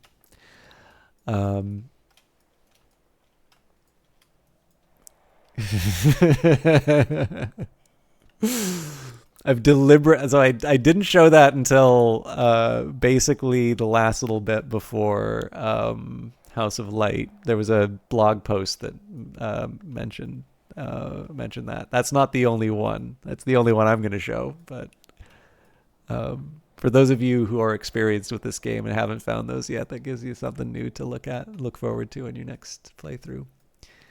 There may be something relevant to one of the things I want to do, though, so I'll maybe flag when I'm going to go a little bit deeper down those journeys. I think on my YouTube channel, I did find the final. I did find the final treasure of the house that I wasn't looking for. So it did turn out that there was something here, which I had not yet gotten. But it was a little bit of trial and error, and it was a little bit of a hint from a book that did finally make sense. Or not even a book, it was actually a phonograph. All right. We have Aaron Peel on the matter of the dappled rose. So I think we'll satisfy Dr. Peel first. I think I'm going to take the Spentria in this case. I do want Vac, but I think it would be good to satisfy his curiosity. We do already have his card, but I think it would be good to get to a point where I just, because I've already been leveling up some of my elements of the soul, or not elements of the soul, my skills, it's probably not as hard to bring him back when it comes down.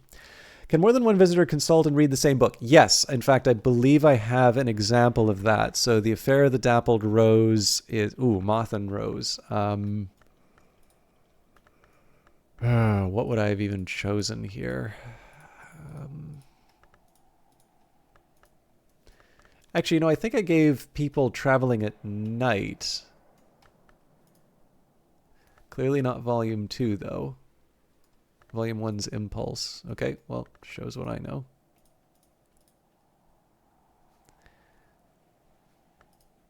Here we go. So, true and complete accounting of the Asclepian mysteries of the roots of the house. So this one consulted by Father Schaller and also Peter Egdistis on the same... sorry, just give me a second here. I don't think any of you have just seen the spam that came in, but yeah, well, the original order that I had in the very first playthrough that I did on stream was actually one I did it thematically based on I had a DeWolf room, I had a Curia room, I had a number of those. This time around, I'm sorting them by memories just because it makes it a little bit easier on the stream. But I think, again, because this game is about sort of the ordering of knowledge, I think it's a little bit like coming up with your character name in Cultist Simulator. That's going to be a personal decision that reflects something about you and the character that you want to play. So I do sometimes feel a little bad when I do the same organization of the library. The only thing I can say is there's so many books and there's there's just so many other things for me to do in the game that I couldn't, I don't think I can quite do the same layouts, let's say, like I did for Cultist Simulator. What are people's names on Cultist? Well, you get to pick it. But I've done everything from silly names like HP Starcraft to Ivan Vucetich to, I think I also did Ike Upscribe when I first did a YouTube one because I was doing the annoying thing of asking people to like and subscribe every time. You always pick Oswald Tum. That's a good. That's got it. Well, I know your cat's name Oswin, but is Oswin short for Oswald Tum? Is that your cat's full name, or is that just close to? All right, it is summer. I am sitting on the bench outside the Sweet Bones, eating crumbly cheese and nettle wrappings and good black rye bread, soaking up the sun. Sorry, I should finish the sentence, or is that the full name for your cat? Was what I was meaning to say. I think the way I'm going to handle today will satisfy Aaron Peel's curiosity. We will talk to Mr. Kill a couple times. Actually, no, we don't need to talk to Mr. Kill. Well, maybe we'll take care of the chickens first. Oh, I'm ashamed to admit, so there's a couple of nerd cred things that I have failed at. One is... yeah, there's no possible way I'm going to be able to fit all the food on here.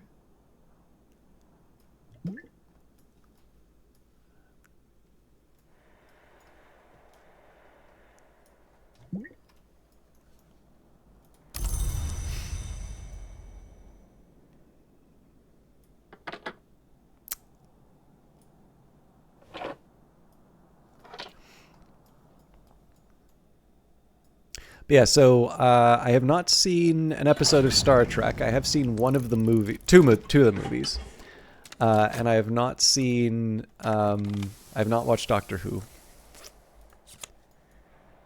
I realize I will be shunned and I will lose whatever followers I have left, but it's important to be honest. All right, let's find a place for the veggies. I think we're going to have to temporarily set this up on the Vagabond desk, as bad as I feel about it.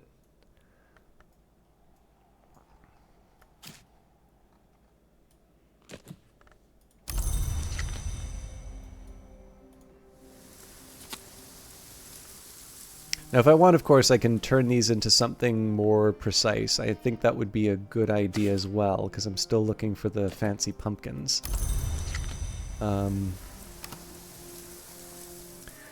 But for the time being, let's keep going with the veggies. The exception!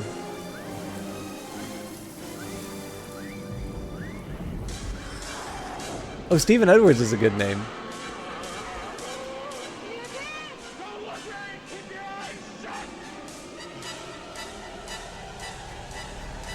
Exception, 79 months feels almost irresponsible, but that would be, of course be insulting your excellent discretion in your choice in streaming. I never want to rely, or I never want to like take that for granted, but I'm always very happy to see that renewal. It's one of these things that always puts a smile on my face early in the month, sometimes a little later in the month. But thank you very much. It is something that keeps me going. I appreciate you sticking around this long. I actually don't know who the longest standing viewer is, because I do know there's a couple of people who lurk. So I remember people like CPO Williams. I was going to say Index Gnome. Endors is who I mean. And these are actually some people who used to like highlight the fact that they really liked the sound of my voice, for instance, and sort of this indirectly wound up pushing me towards the format that I have with no camera and a nice mic, or nicer mic. There's better mics that I can get out there. And yeah, it's nice to recall that, right? Like, it's never one of these cases where you, like I said, I never like taking attendance. It always feels bad to try and check in or however else someone might try and justify it. But definitely it is always nice to see those long-standing names, and especially when I see them in chat so I can thank them individually. You still need to experiment on how to get specific memories. You haven't been able to unlock the midwife no grail yet. Now, forgive me, Stephanos, but when you say specific memories, you're not talking about like reading a book and getting a memory, right? You're saying that there's either a book you don't, or a memory that you don't have from a book yet, or like some other memory that you're trying to get, right? All right, poured out. Let's put the blue crown tea. I think probably this is a smaller surface for me to serve stuff on because it has a smaller number of participants, but I do wonder if I can... I know on a couple of them you can actually put things on the chairs. I don't think that's true for this one. So I suppose in a pinch I could use this... I could serve another cup of Blue Crown. I did want to serve Eigengrau ideally, though.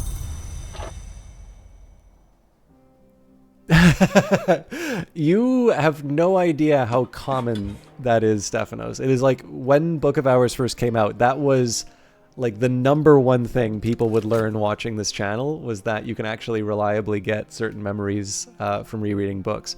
And it makes sense if you come from Cultist Simulator, right? Because Cultist Simulator would simply destroy the books, except for the Geminiad, when you read them.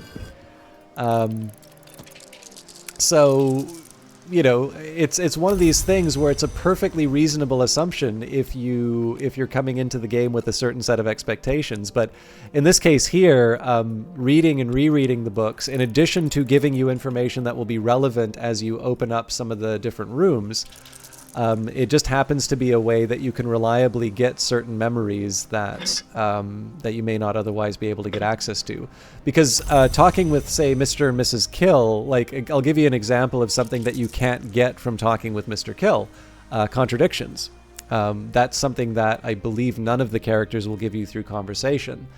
Salt's another one. Foresight is something that you can get, but stolen secrets are something that maybe you can get, but you can't get very frequently.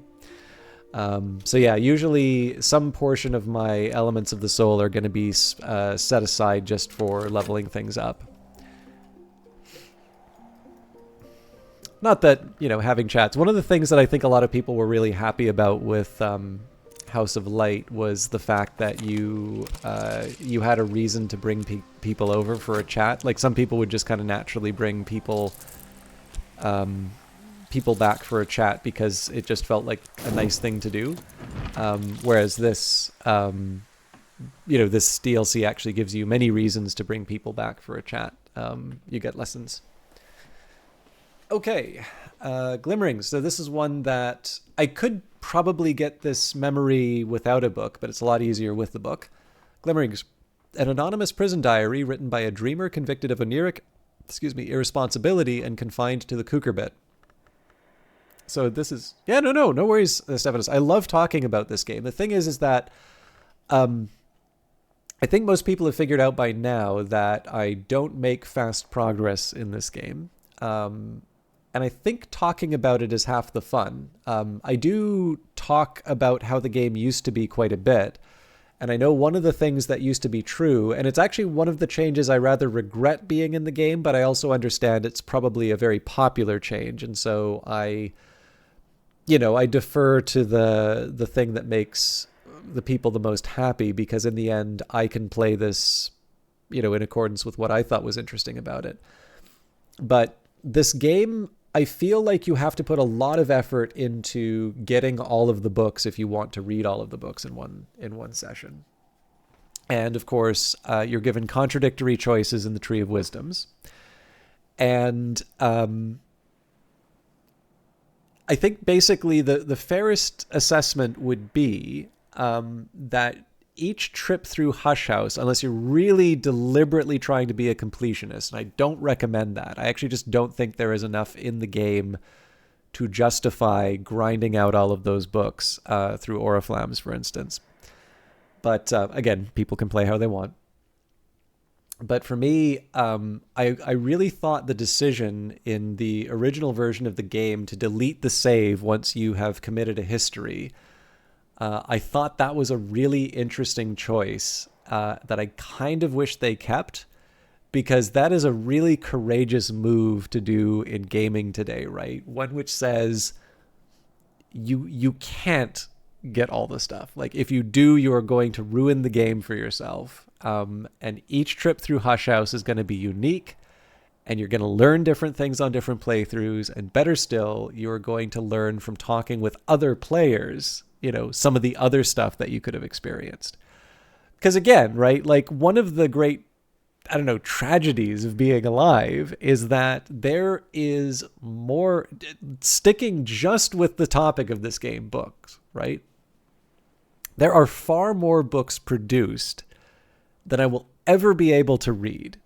Part of having a satisfying reading life is, one, playing fewer video games, and two, learning some level of discernment to be able to pick what is the subset of the printed word that I'm going to give my time to, and not just understanding, it's not just like reading it, right? Because you can have your eyes pass over words on a page at a certain pace.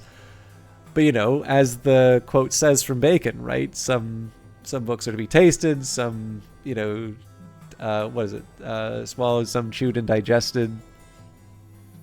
You know, this really is something that I feel is I mean, again, it's not the kind of topic people don't want to think about a whole lot, right? Because if you get it's like the most gloomy topic possible. It's like I'm talking about something that gives me great joy, but then there's this reflection that, oh God, we're all going to die one day.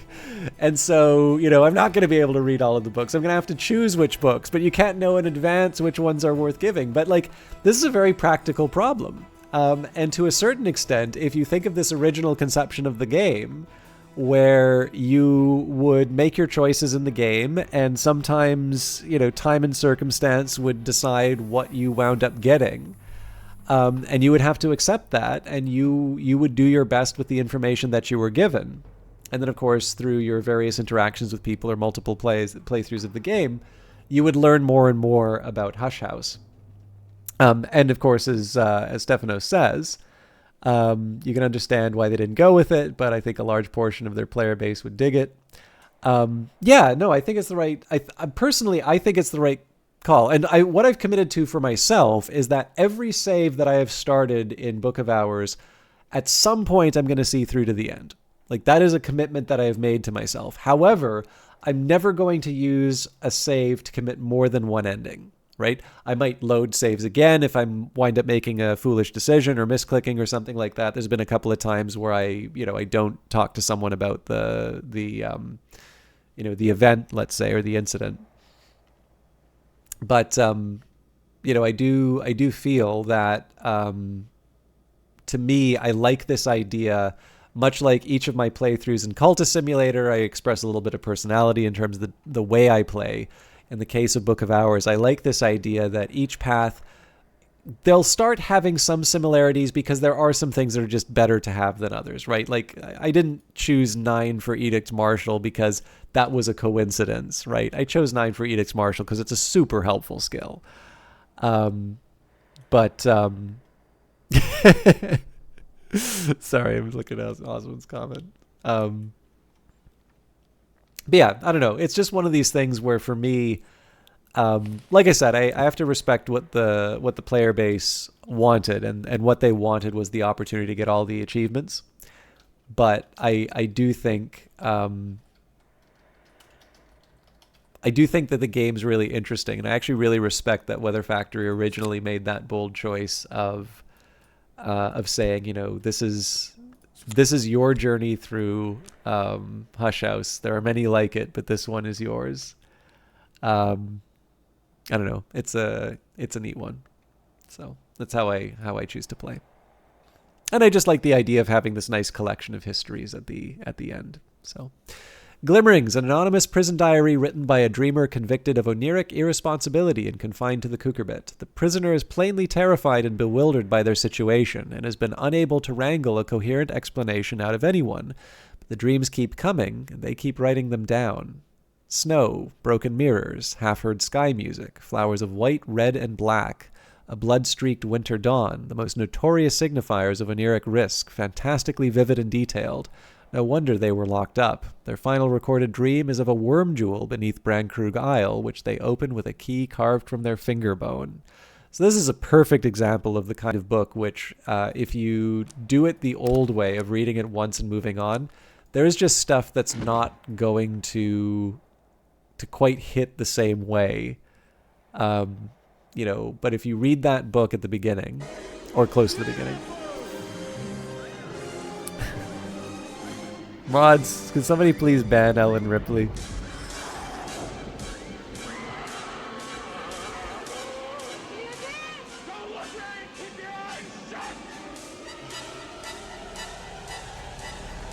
COD clearly stands for, what is it, Cucurbit, Obliviates, and Damascene.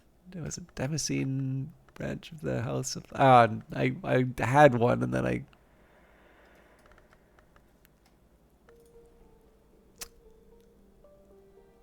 pretty sure there's like a Damascene branch of like the Sisterhood of the Knot. Anyways, lovely to see you as always, Ellen Ripley. Ellen Ripley is somebody who I know through a streamer that I've known almost as long as I've been on this platform, Outworld. Very thoughtful and interesting. I probably shouldn't say what your role is, but I've really benefited from being able to talk both about work stuff with Ellen Ripley, but I also happen to know Ellen Ripley, in addition to being a writer as a day job, is somebody who also sort of aspires to do their own writing, not just for hire. And it's always been nice to be able to talk with Ellen Ripley about those ambitions because, for those of you that read the blog, it's clear that it's been a while since I posted stuff, and I'm actually still on the track. Let me just take a quick look at my writing spreadsheet. It is an uninterrupted streak of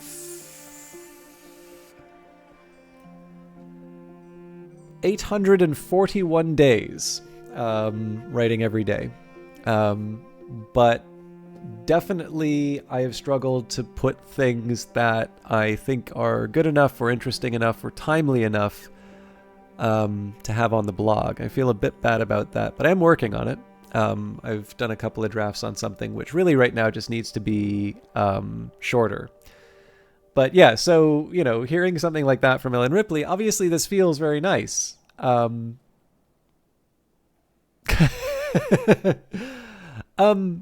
No, Oswin, it's very difficult, but it is something that I think about quite a bit, and I try to do my best. For what it's worth, I feel like I'm doing a terrible job of matching all of these priorities.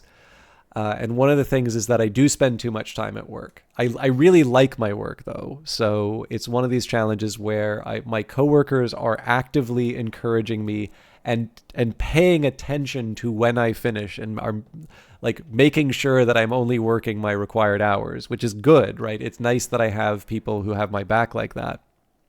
But on the other hand, like it is something I enjoy doing, and I would feel a little more relaxed if I know I don't have all of these like tasks waiting for me on a day when I'm not going to feel 100%. But it's something, to be honest with you, Oswin, like this was really a matter. Sorry. This is going to sound, I'm going to try and not sound like self-help guru-ish on things like this, but there's actually a very clear decision that I made, and I think it's worth sharing with people because one of the things that I have found very rewarding is to be able to talk with people like Ellen Ripley and yourself, and just generally I've been lucky through either streaming or, coincidences in terms of people that I meet, or, there's all sorts of different ways that you meet people, right? But I get to hear from people and have interesting conversations and sort of bounce ideas off of people. And in the case of the writing thing, it actually came from the fact that I do streaming so regularly. Now, obviously, with the change in work, I've really struggled to start the stream on time. But I still do it, right? I still do the stream, even if I'm very, very late. Basically, the two things that will stop, or there's technically three things that'll stop a stream. One, Canadian holiday, because I do actually want to make sure that those feel like holidays and days off rather than days where I work my other job, Twitch.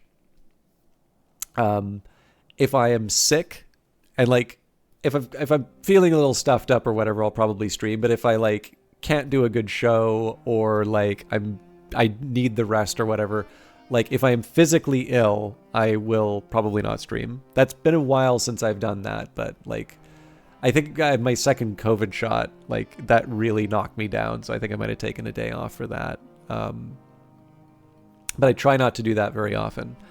And then there was a tornado that hit a power generator in my city, and I couldn't stream for a couple of days on that because there was no power. Like people were going to the library to charge their phones, kind of like power. Like I had to throw out all my stuff in my freezer because it took that long to get everything back up and running. So those are the main reasons why I will not stream. And I don't want to sound, mopey or, taking stream for granted. But there have definitely been times where streaming hasn't always felt good, right? Like, I like that I get to do this, and this has given me some wonderful opportunities. I never want to take that for granted. But there are other times where, the doubts creep in, you feel bad about your concurrent views or whatever, or, or maybe just, you had somebody like with a bad attitude in the channel. There's all sorts of stuff that'll throw you off, right? And again, it's not worth it to dwell on it. These things happen, life happens, but there are times where I would like to say that streaming is always happy, but it isn't. And that's fine, because not everything in life needs to always be happy, but it is one of these things that I do reflect on, right? Because you do want to make sure that you're doing the best that you can to sort of put on a good show. And the reason why I'm talking about this is that the big realization that I had was that for a very long time, about as long as I can remember really, writing has made me happy. I like doing it. And this would be, sometimes I would be trying to figure out something that I'd read, kind of the whole idea of the essay being a try, working through something. Sometimes it's just a chance that I like putting some ideas down on paper. Sometimes I just like trying to get better at, a turn of phrase or expressing ideas. Writing is just, there's all sorts of things to be great about writing. And to give you an idea, this has always been true. I am somewhat notorious in my workplace for having a dictionary, a thesaurus, and a style guide on my desk. And I use it every day, right? I like finding the right word. I like being able to distinguish between the meanings of the two words and why I want to use, word A over word B. That sort of stuff I just like doing and I think is worth doing. And I forgot to put the stuff back. I can't remember where I put the glasses of Strathcoyne whiskey, though. But there was a horrible realization. It's not even a realization. It was just kind of an admission for myself, was that despite the fact that streaming was, not unalloyed joy the whole time, I was more consistent in doing streaming than I was in writing, right? Writing was this thing that, even though as I said, it genuinely brings me joy. I like doing it. I may on occasion in my worst moments feel a little bad about, the view count, concurrent view count, follower count, whatever on the various streaming platforms. And again, I'm fine. This is not a beg for you to go harass your friends to see this channel or something like that. It's just the way it sometimes feels sometimes. And yet I've never felt bad. I think probably the thing that gets seen the least out of everything that I do is the writing that I do. And I've never once felt bad about that, right? The writing is for me, the writing I enjoy for me. And that will always be true, I think. And so I remember 841 days ago, I sort of said to myself, are you seriously the kind of person who will spend the time on something that doesn't always make him happy, right? The sort of thing that does sometimes bring feelings of disappointment or uncertainty. And yet when it comes to writing, that thing that has only made you happy, the thing that only ever, feels good when you're doing it. Yeah, there's the, trouble getting sometimes it's tough getting started, and sometimes, some days are better than others for getting the words down, but I've never felt bad about trying to write even. Am I seriously the sort of person who gives the time to one but not the other? And I decided that the answer to that was no, that I was actually going to make the time for writing. And for a while, it took me quite a bit to try and get that habit. I can remember there were times when it was 4 o'clock in the morning, and I would basically be daring myself, saying, are you seriously going to take away, the little sleep that that you can get because you're going to write? Are you for real? And the answer was yes, because I know that,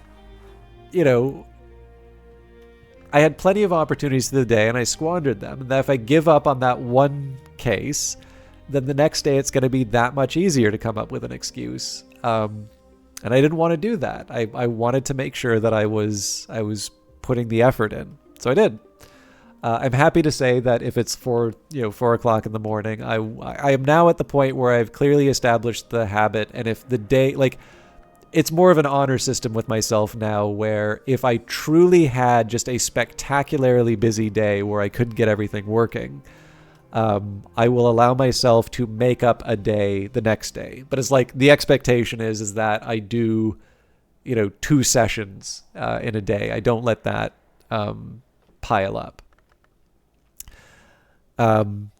But yeah, and that's honestly it. So just to answer Oswin's question, like, it's really I wish that there was an easier answer to it, but it's honestly just taking a moment of brutal honesty to say, what type of person am I? Am I a writer or not? And the answer is, damn right, I'm a writer.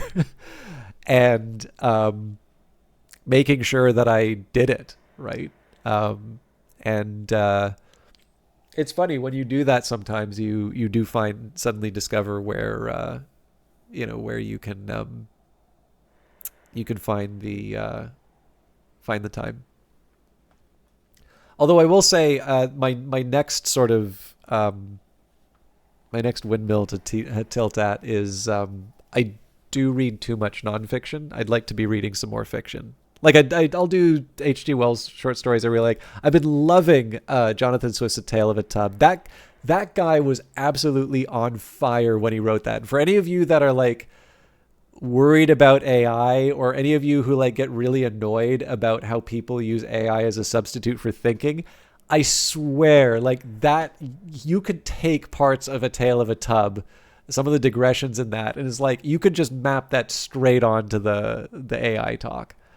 Yeah, it's so, like, again, it's one of these things where, like, I'm reminding myself so many times of how much great stuff there is in terms of fiction. But it's always easy, right? You can always kind of convince yourself that you're doing something valuable if you're reading nonfiction. And the thing is that there's a lot of value in reading the fiction too, particularly if you want to create. And the thing is, for me, that on occasion I have written some nonfiction, some fictional things that I'm really happy with. I did a satire which not only was so good that I can't actually put it outside of work, I was really proud of it. Like, when I finished it, I was like, I am so pleased with myself. And I actually gave it to a coworker, and like, they really liked it.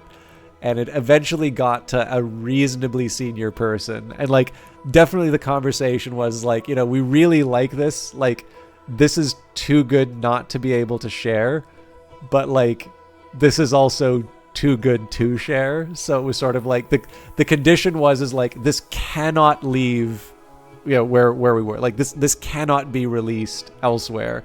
And it does sort of ruin it if you come out in the open with it. So it's like, don't publicize it, keep it internal. And then maybe if you can, maybe a disclaimer at the end. And I'm like, yeah, it does kind of spoil a little bit at the end if you do a disclaimer. But I think, I realize you're doing me a favor here by even letting me like sort of distribute this internally. Because again, you just need one person to take it the wrong way, and that kills the fun, right? So yeah, it was like one of these things where like I really felt that I'm sorry, I sound like a self-aggrandizing jackass here, but like, I felt so good writing that because I know I killed it. Right. It's just every once in a while you do one of these things and you're like, I don't know where that came from, but like, I really cooked on this one. And I was so happy that people liked that. So this is the thing, right? Like, if I want to write stuff like that, it is not a coincidence that I read Orwell and like Lucian and Swift. I mean, like, Orwell doesn't exactly write ha-ha satire, although 1984 is a lot funnier than people give it credit for. But I don't think it's a mistake that, I'm reading those kinds of authors and that the result is satire, right? I also really like, Hitchhiker's Guide and things like that. So the answer to that is, do I want to feel like that again? Do I want to feel really proud of this thing? Do I want to be able to write something that maybe I don't keep within the confines of work, that maybe I share with other people, and I feel that confidence of saying, like, I kicked ass in this and I want to share it with the world? Well, if I want to do that, maybe I should be reading more fiction. Maybe I should actually be seeing how other people have done that stuff before.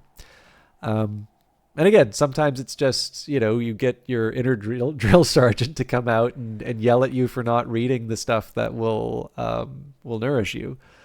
But I will confess that's been a bit of a trickier one, just because there's a lot of really good nonfiction out there, right? You want to find that balance. But for me, it's been... So Jonathan Swift, that's an enduring love. That's an easy one for me to pick up. I did get the full series of the Norton Anthology of English Literature. So I've been going through that. I'm on Beowulf. So still early on, but so that's one. And I'd like to work through that. I've been reading H.G. Wells' short stories. Very nice. First time I read The Time Machine. That actually really holds up. It's also depressing to know, I think that was like his first longer work. And I figure I'm on a little bit of a science fiction kick, so I'll do some of the kind of the big ones that I haven't read yet. Like, I've never read A Stranger in a Strange Land. I've actually read relatively little Heinlein. So a few things like that. And then also just looking outside of what I normally read. So I read less poetry than I should. And so, every once in a while, once I'm back in the habit, just sprinkle something a little tricky in, or something unfamiliar, just to remind me that the world is a bigger and more interesting place. But it's also, I don't know, for me, it's also the question in terms of the angle. So I will get back to the game, but I feel this is a worthwhile one talking about, especially because I do feel that more people would like to, I feel that it's a common sentiment for people saying that they would like to read more. And a little bit like the writing thing, right? Like, it's the question is, what do you make time for, right? There's a lot of things. And the thing is that there's another way of looking at that too, right? Which is the world doesn't necessarily need more writers, right? The world doesn't necessarily need more video game designers. There are lots of different ways of living a very fulfilling life. Now, I'll be also completely honest. I think there are few better ways to spend your time than reading books. Like, it strikes me that the kind of life where you get to read more books than less is a very happy life, and one that someone might aspire to. But I can't say that for sure, right? I don't get to live other people's lives for them. But just having that honest assessment and being in a position to say, you know what, it is a little silly that I'm spending time on this thing that maybe makes me not always happy, and yet I can't find the time to do this thing that I like.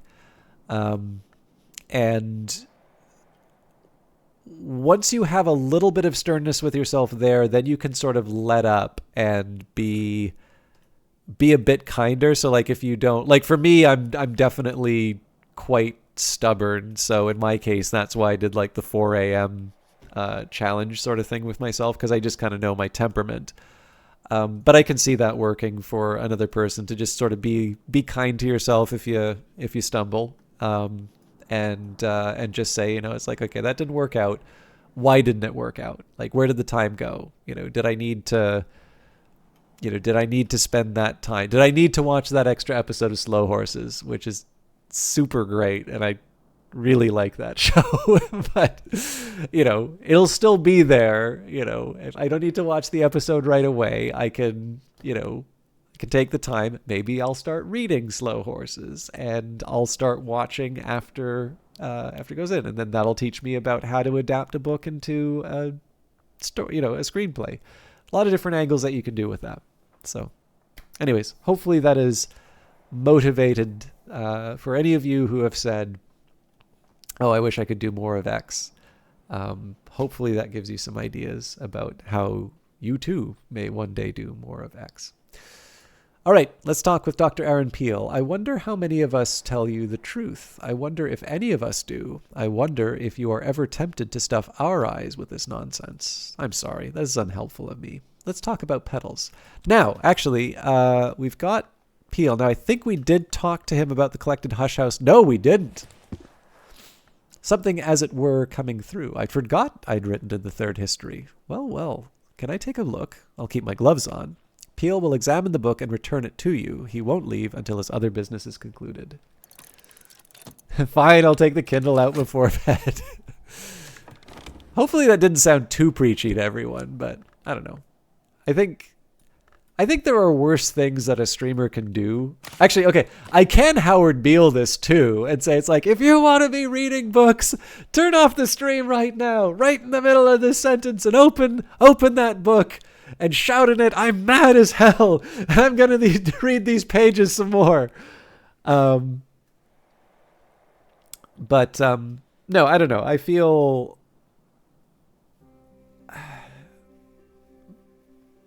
because I can only speak to my own experience, but the closest that I get to those feelings of just being in the zone. Okay, actually, that's not entirely true. There are definitely times at work, although I'm writing at work, so there's probably that.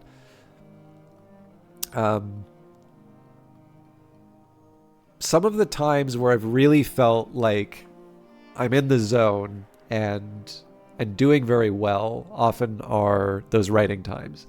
And I think the hope that it would always be that was why I only ever wrote when I was feeling like it. And the problem with that was that the times that I wrote were fewer and fewer, right? And the answer to that is, yeah, don't wait for those times when you feel it. You bring those times. You do the work. And, you know, the search for that feeling or that search for that perfect turn of phrase or whatever is what, you know, that gives you the fuel to get through the hard times. And I actually shared this story with Ellen Ripley, but I was on my way to the library and I saw this kid who like could not stay still. They were so excited about going to the library and reading. Like just pure joy, pure energy. They were not excited about a Switch. They were not excited about, you know, music. That's a great thing to get excited about.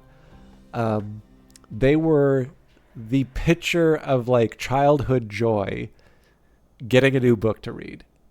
And I was just thinking, like, man, I remember I was like that. What happened? And it's like, well, I still like reading, right? I still enjoy it. But take it. Sorry, just give me a second here.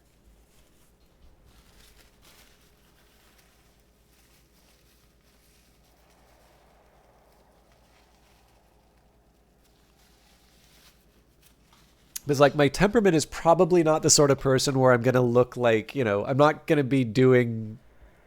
Freddie and My Fair Lady, right? I have often walked down this street before.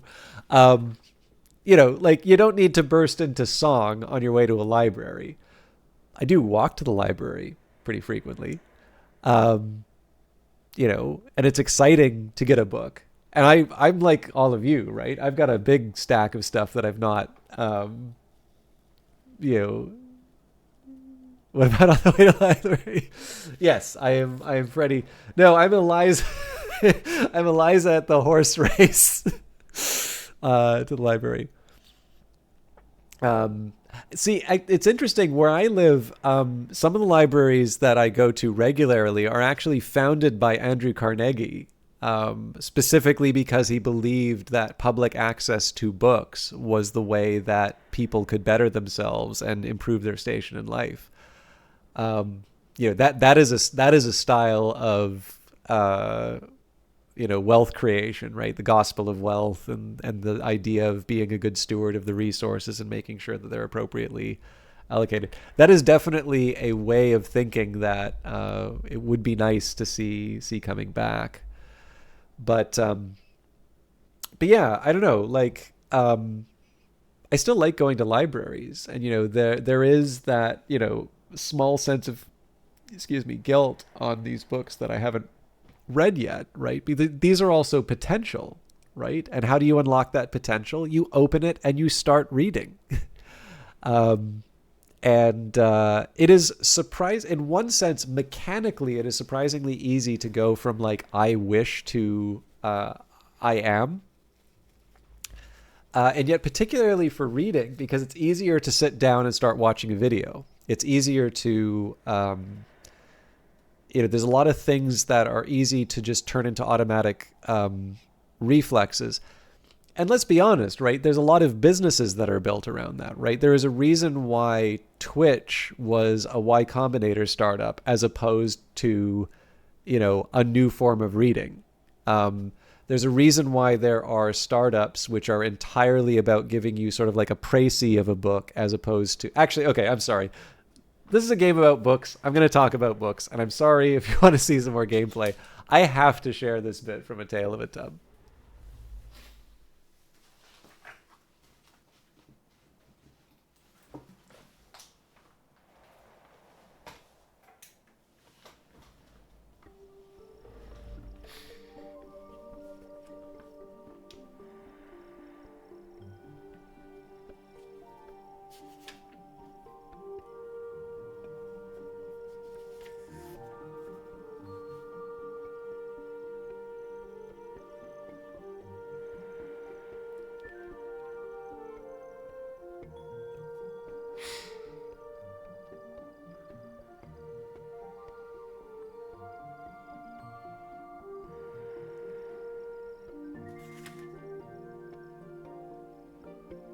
All right. So this is from this book is amazing, by the way. Really, if you can handle like the odd spellings and style of of Swift, like 17th 18th century kind of writing, this is a hell of a book, and I really recommend it. Like, I know Gulliver's Travels is always going to be the more popular one. I'm also shocked that more people are not familiar with A Modest Proposal, but this is from section 7, A Digression in Praise of Digressions. This is a couple of paragraphs in.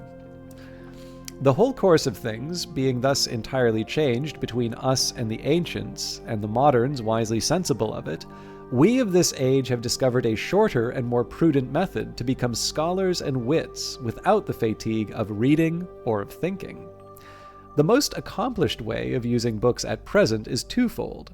Either first, to serve them as some men do lords, learn their titles exactly, and then brag of their acquaintance, or secondly, which is indeed the choicer, the profounder, and politer method, to get through an insight into the index by which the whole book is governed and turned, like fishes by the tail. For to enter the palace of learning at the great gate requires an expense of time and forms. Therefore, men of much haste and little ceremony are content to get in by the back door. For the arts are all in a flying march, and therefore more easily subdued by attacking them in the rear. Thus, physicians discover the state of the whole body by consulting only what comes from behind. Thus men catch knowledge by throwing their wit on the posteriors of a book, as boys do sparrows with flinging salt upon their tails. Thus human life is best understood by the wise man's rule of regarding the end. Thus are the sciences found like Hercules' oxen by tracing them backwards. Thus are old sciences unraveled like old stockings by beginning at the foot. Let's see, there should probably be a bit more... Oh yeah, here we go. We'll keep going. Besides all of this, the army of the sciences hath been of late with a word of martial discipline drawn into its close order, so that a view or muster may be taken of it with abundance of expedition. For this great blessing we are wholly indebted to systems and abstracts, in which the modern fathers of learning, like prudent usurers, spent their sweat for the ease of us their children. For labor is the seed of idleness, and it is the peculiar happiness of our noble age to gather the fruit. Now the method of growing wise, learned, and sublime, having become so regular an affair, and so established in all its forms, the number of writers must needs have increased accordingly, and to a pitch that has made it of absolute necessity for them to interfere continually with each other. Besides, it is reckoned that there is not at this present a sufficient quantity of new matter left in nature to furnish and adore any one particular subject to the extent of a volume. This I am told by a very skillful computer, who hath given a full demonstration of it from the rules of arithmetic. I'm going to skip over a little bit here. It's kind of the proof that there's nothing new to learn. But what I'm looking... Okay, here we go. This will stand as an uncontestable argument that our modern wits are not to reckon upon the infinity of the matter for a constant supply. What remains, therefore, but that our last recourse must be to add to large indexes and little compendiums. Quotations must be plentifully gathered and booked in alphabet. To this end, though authors need be little consulted, yet critics and commentators and lexicons carefully must. But above all, those judicious collectors of bright parts and flowers and observandas are to be nicely dwelt on, by some called the sieves and bolters of learning, though it be left undetermined whether they had dealt in pearls or metal, and consequently, because we are more to value that each which passed through, or what stayed behind. By these methods, in a few weeks, there starts up many a writer capable of managing the profoundest and most universal subjects.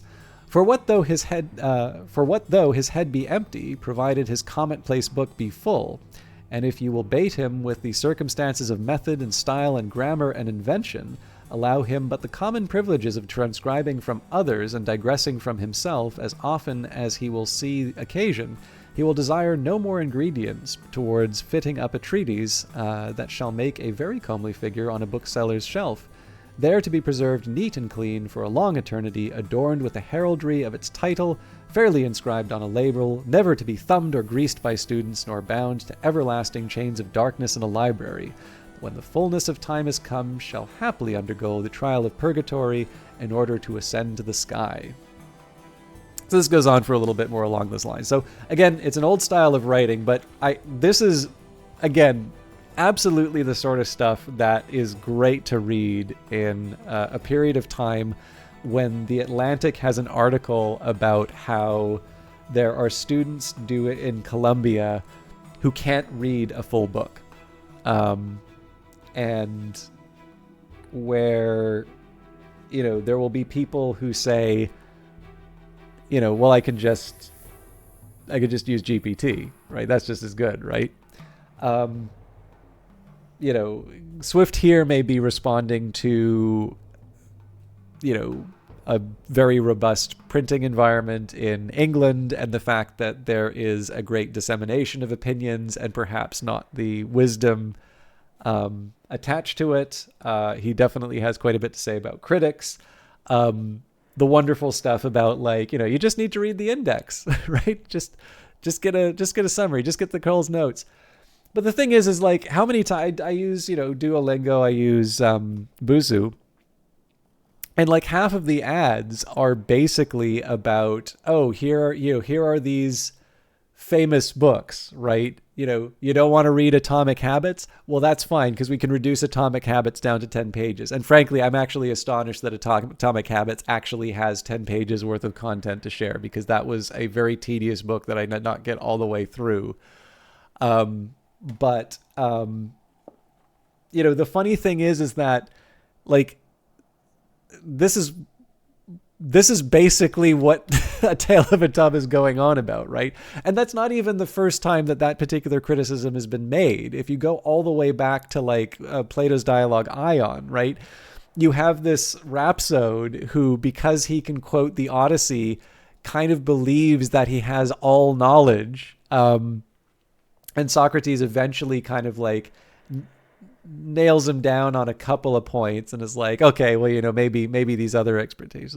So what expertise does, your knowledge of the Iliad give you? And then Ion boldly proclaims generalship. I am a master general because I can recite the Iliad. Now, obviously, he's having a lot of fun with this. Again, Plato's another one of these examples where he is obviously a complete troll in certain parts. Well, Socrates, through Plato is a complete troll. When you read Republic, And, he's busy going on. He's already said two shocking things. And then, it's like, well, men and women should be equal. And obviously, because they're equal, they need to exercise together, right? Everybody knowing full well that exercise in, ancient Greece means doing so in the nude. This is very obviously intended to shock and provoke. And it's the good kind of trolling that, we'd love to see some more of nowadays, rather than like the crappy kind. So again, like this isn't even necessarily, I don't even think that The Tale of a Tub is special because it's making this particular kind of joke or this satire for the first time. But it is really interesting to see a book like this. And again, it's still a good one. In fact, the thing I love about this one is apparently this did provoke a whole bunch of like Cole's notes and like commentaries and stuff like that, including by people that Swift did not consider allies, people he considered opponents. So he actually included some of their footnotes in the like fourth edition of it, the version that I'm reading, which makes it even stranger and more incomprehensible. Like I said, he just seemed to be truly possessed when he wrote this. Like I have had a lot of fun reading A Tale of a Tub. But what is really striking me, right, is that you do have somebody writing at a time where there are people, like, again, my favorite is when he's talking about, well, just treat books as like lords, right? Just remember the titles and be, when to mention them at the right time, and people will think you're really clever. And the fact that on a fairly regular basis, I have apps advertising this thing to me, right? That this is now the sort of thing where you can get some kind of VC money, and people are willing to pay to get the summary of a book that may not even be a good book. It's just a book that people are talking about. Like, that's already in here, right? This is such a breath of fresh air to read when this is the sort of stuff that I'm seeing on a learning app. So, I don't know. Is there a lesson to take out of this? Maybe this is why I like the Samuel Savage books. But this is the sort of stuff, right? Like I said, maybe I'm just getting to my Howard Beale moment, and this is the point where I shout to all of you. For those of you that are still here after this rant, shut it off and read a book. Read a book that made you happy, or don't. Maybe you're scared that you're not going to feel the same way about it. So read a book that you've always wanted to. You got one of those things that you're feeling guilty about sitting there. Pick it up, give it a bit of time. Maybe put it there in front of you and say, I'm going to spend 15 minutes. And I'm going to sit here, and if I don't feel like reading, I'm not going to do it. But maybe you'll just say, oh, come on. I'm already sitting here. How hard could it be?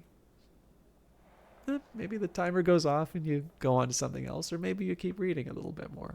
I don't know. It's up to you. You got to find the thing that works for you. But I suppose I did start by saying a little bit earlier on that I wish I was reading more fiction. But I am reading A Tale of a Tub.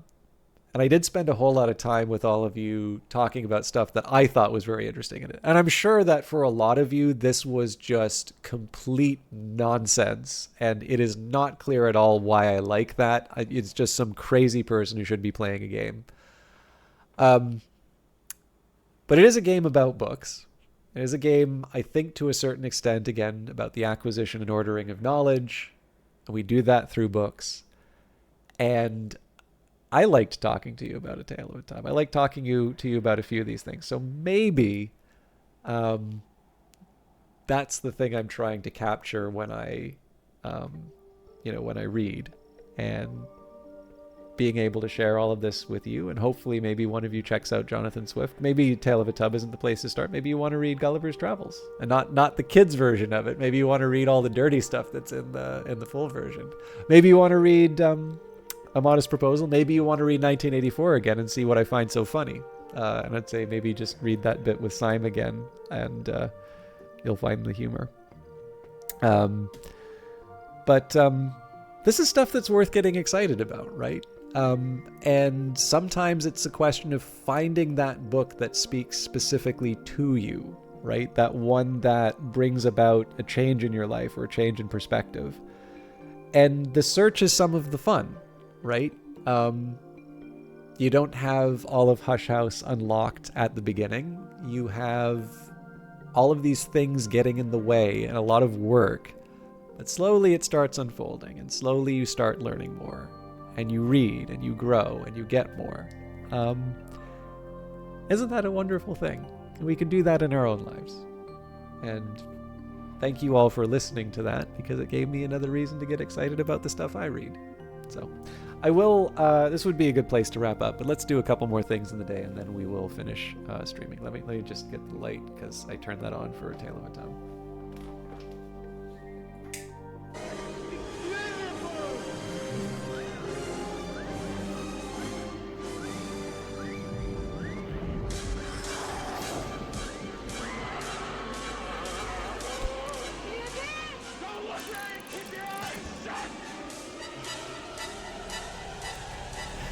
Thank you very much for nearly 1 year. Nearly logical.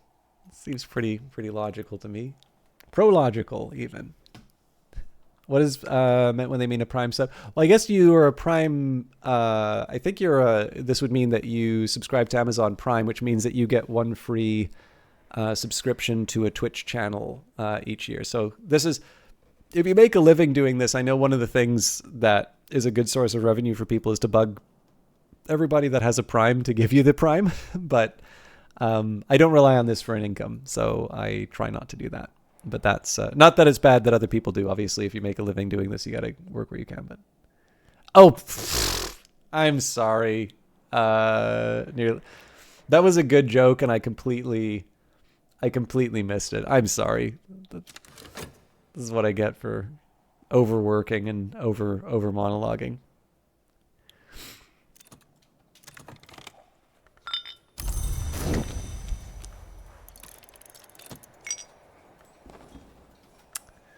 All right, you know that Oriflammes was established in the same year as the Mask of Masks, but not the same history, so it's probably a coincidence. Come closer, though, and I'll whisper you a footnote.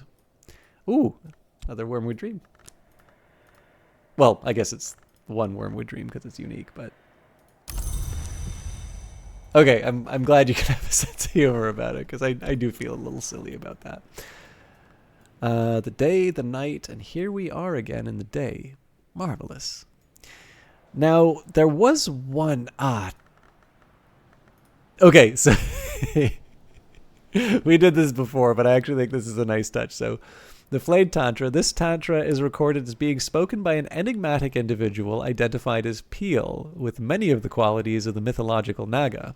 The Flayed Tantra played a notable part in Alexander Sparrow's paranoid pamphleteering. Undiplomatic librarian. Every one of us still living. We all shed histories as a snake casts its skin, and I cast this history off long ago. I have no wish at all, to revisit it.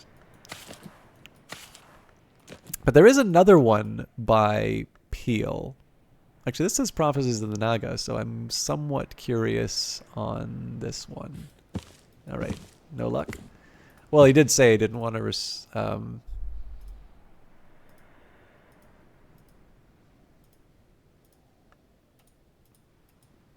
I am actually slightly tempted to just search the Rowanarium for the one that refers to Peel, but I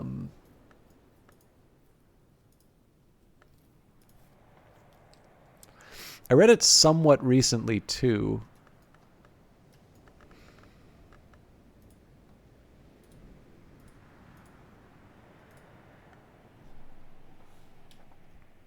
You know what, just in the interest of time, I'll give myself like a halfway on this. I'll look for the Rowanarium.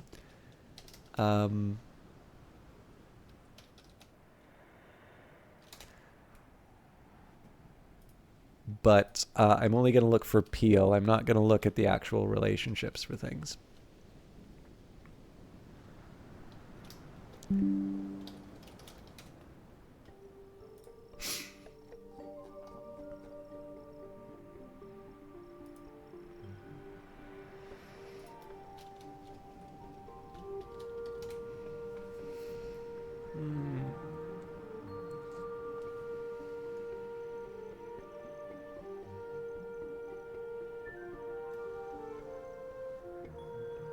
Was it the Flayed Tantra?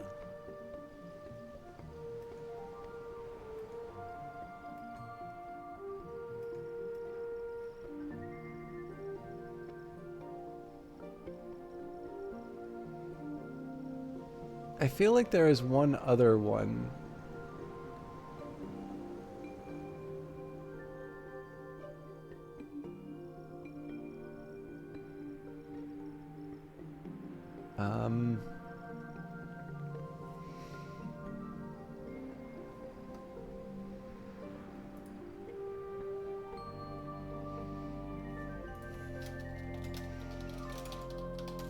I feel like it was an Edge book.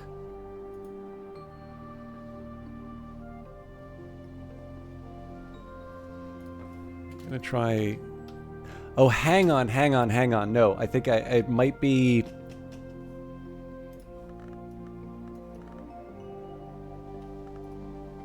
Wait, here we go. It wasn't Peel, it was Aaron. The Victory of Crowns, erratic accounts by Aaron of the hunting and consumption of supposed immoral. Yes, okay, so the last time I played this, I couldn't remember what book this was, and it was because I made the same mistake before. It was Peel I was looking for when it's Aaron. I am very lucky I had these in the top left corner like this. But I'm curious if he's going to react to this one. The Victory of Crowns? You know, I can never quite remember if that's actually one of mine, or of another mine. Do you mind if I take it away with me? I'll swap you with the other books I happen to be carrying. No, I won't tell you what those might be. Rocks are no sharper in the dark. Peel will take Crowns and give you 2 books of unpredictable nature and origin. He won't leave until his other business is concluded. Now, I do feel a little...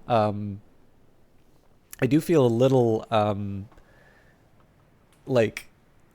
I don't know, I don't like giving up books, but I mean, 1 for 2, right? Like, that's definitely a good deal. So let's see what happens.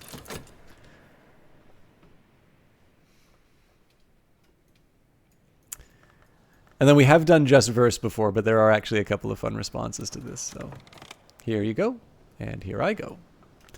So The High Traditions of the Noble Endeavor, a blandly positive work on the Endeavor Club, published by the Endeavor Club. The club was founded in 1862, but claims to draw from much older traditions.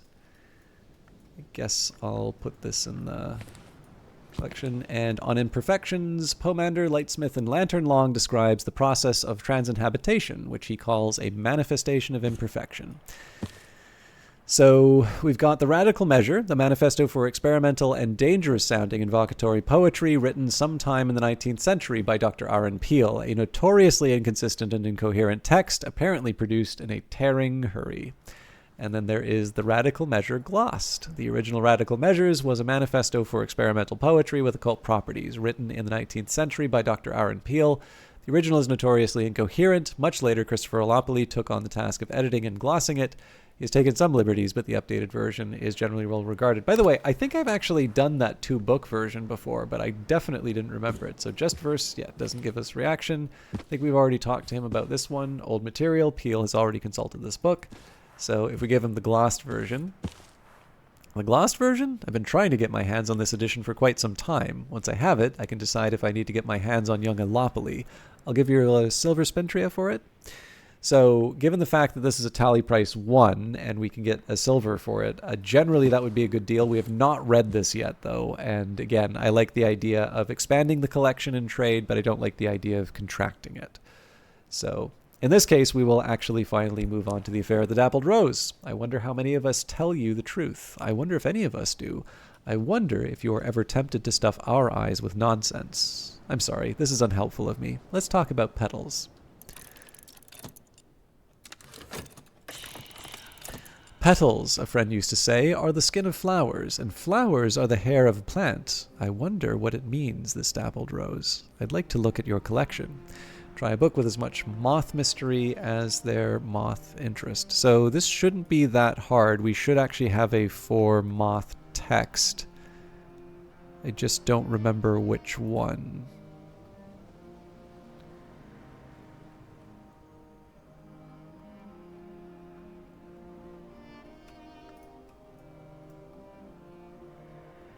Oh, From History to Eternity was the one I was talking about before. It's not a lantern book, it's a moth one. Huh. I'll admit, I'm a little surprised. I really thought that there was going to be a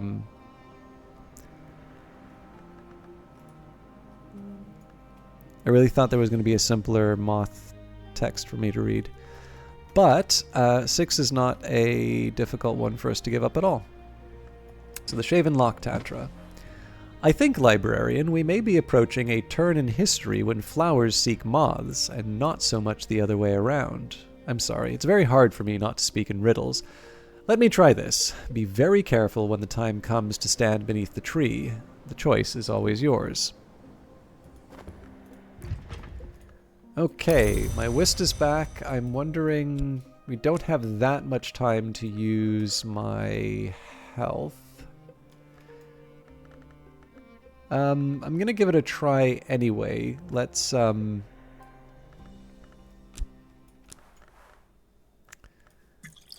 This is partly just because I want to see if I can draw up the water again.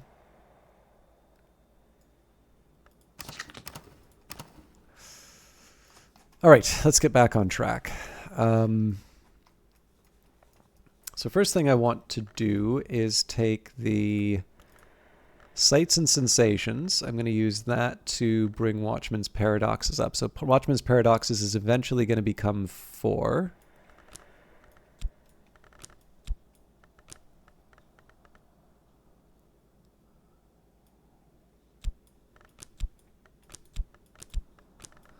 It'll move higher, but I can at least get a start. But of course I need to use this first. And if I want to level up Watchman's Paradoxes higher, I'm going to need more than I currently have. And I still need to talk to Tuppence and Terence. So let's say we're going to... So I'm going to keep the 2 Fost aside so I can level up Watchman's Paradoxes. I think I'm going to take the Arab. We've already got a Storm, so let's take a Solace as a result. Actually, better still, we can read all the music stuff.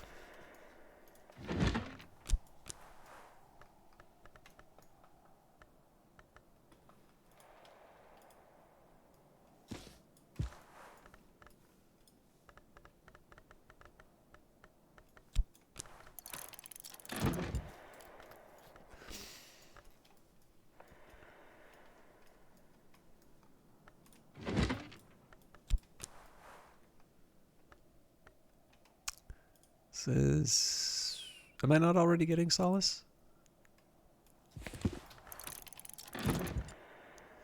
All right, so that's 3. That's actually 1 more than I need already.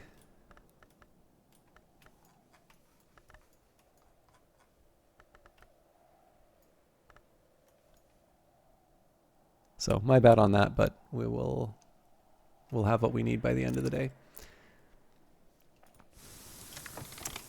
Carrots, tomatoes, marrows, and blessed onions, all the unsung heroes of the stew pot.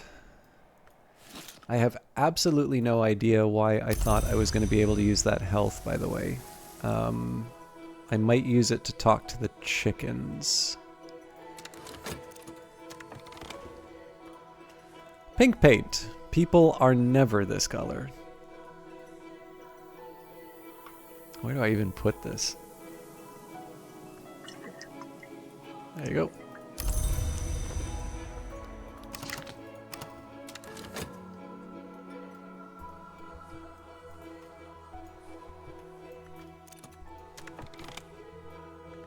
Okay, we're chucking the quartz chunk. We have way too much of that already.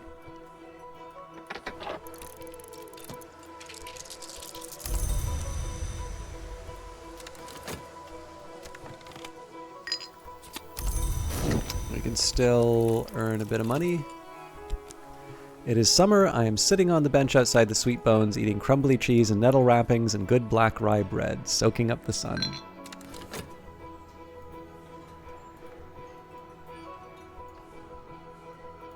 I still think there's got to be some way that I can use the pumpkin to like to put honey in it. Okay, more Spintria.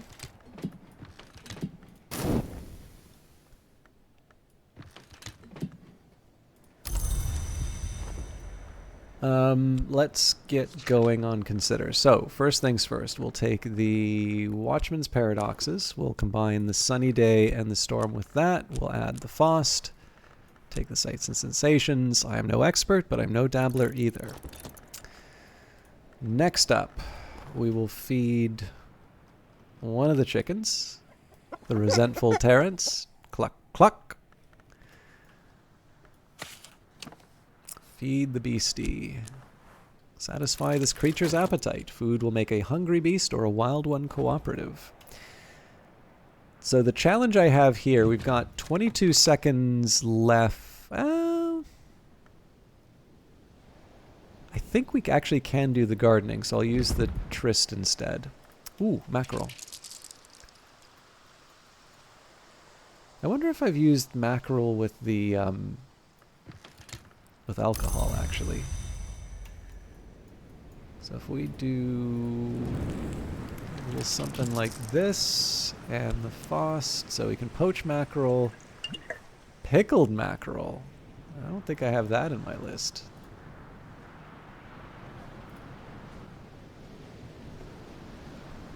No, I've pickled pilchards, but not pickled mackerel.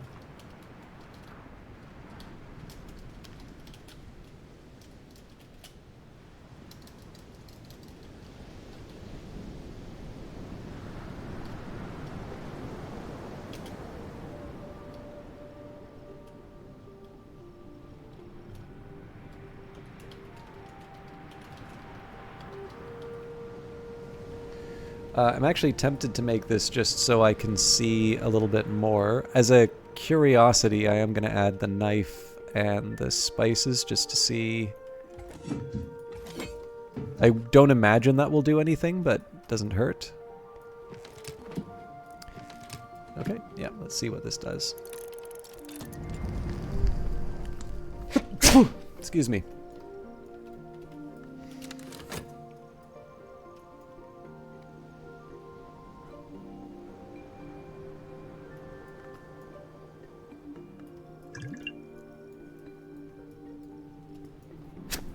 Excuse me.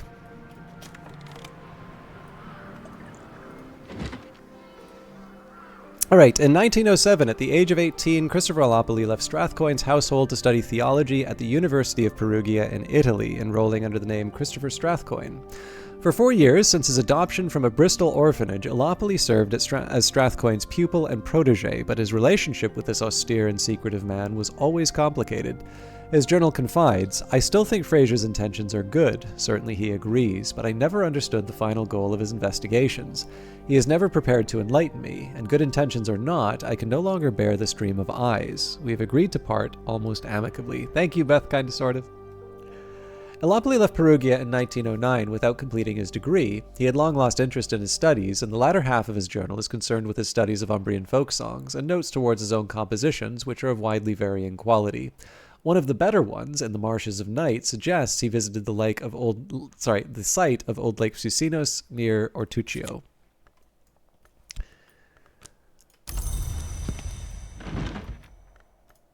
Unhatched hymns. Hymns attributed to St. Lucia the Eyeless, patron of glassworkers and name of the hour called Meniscate. The hymns venerate every sanctioned hour, celebrating them as the sun undivided, but also suggesting that each hour may become the next, madrigad to watchman, watchman to wolf, and so on. The hymn of the phases celebrates the Meniscate from whom we do not turn, for the truth which is beauty, the beauty which is truth, and the perfect balance between the two. The hymn of the reflections more puzzlingly celebrates the Meniscate as sister of Janus, mother of shadow, whose visage wondrous in emptiness can reveal all truths.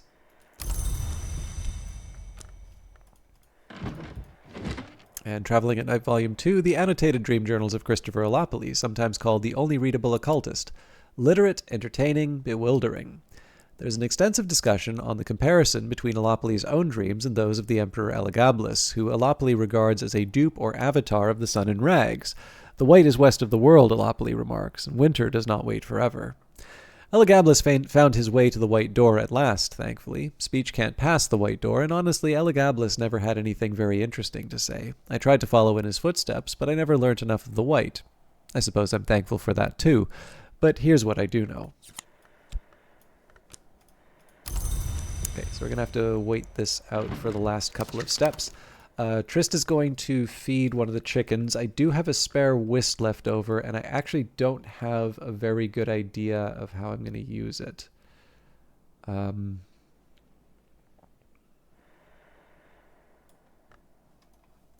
could try cooking something, I suppose. We'll be a little tight on time, but I think we can cover it.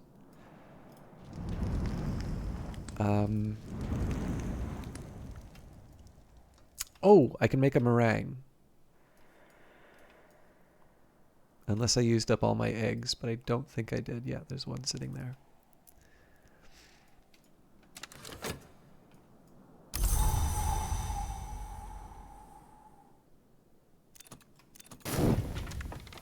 I deserved a little quiet time. All right, so we definitely want to do the gardening and such. So,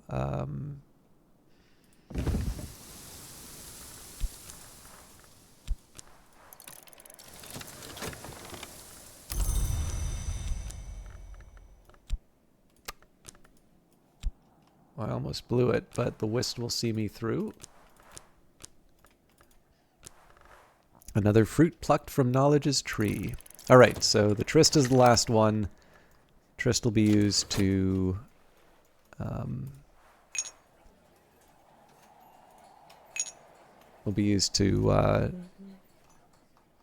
renew tuppence.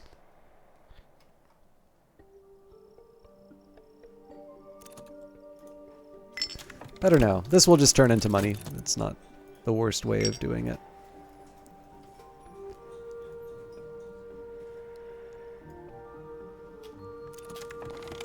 A full belly makes a helpful friend. This beastie is now inclined to cooperate.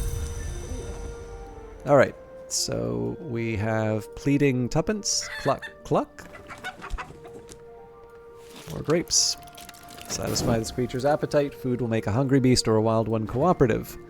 The skill is now level 4. Its power aspects have also increased. The Watchman's Paradoxes. That amber preserves and is preserved by light. That to hatch is not to die. That the sun. There is a place behind the world called the Mantis. Deeds that would be impossible in the world are inevitable there. The Watchman, who knows all the ways of the Mantis, also knows how to make these deeds possible in the waking world. My God. Pickled mackerel. Pickling is a kind of afterlife. What comes after afterlife. Alright. So this is a... I believe that is a first and side? Yeah. So edge. Heart. 2 moon. Counts as in the house. So we're going to take that. Paste it. Side dish. All right, there we go.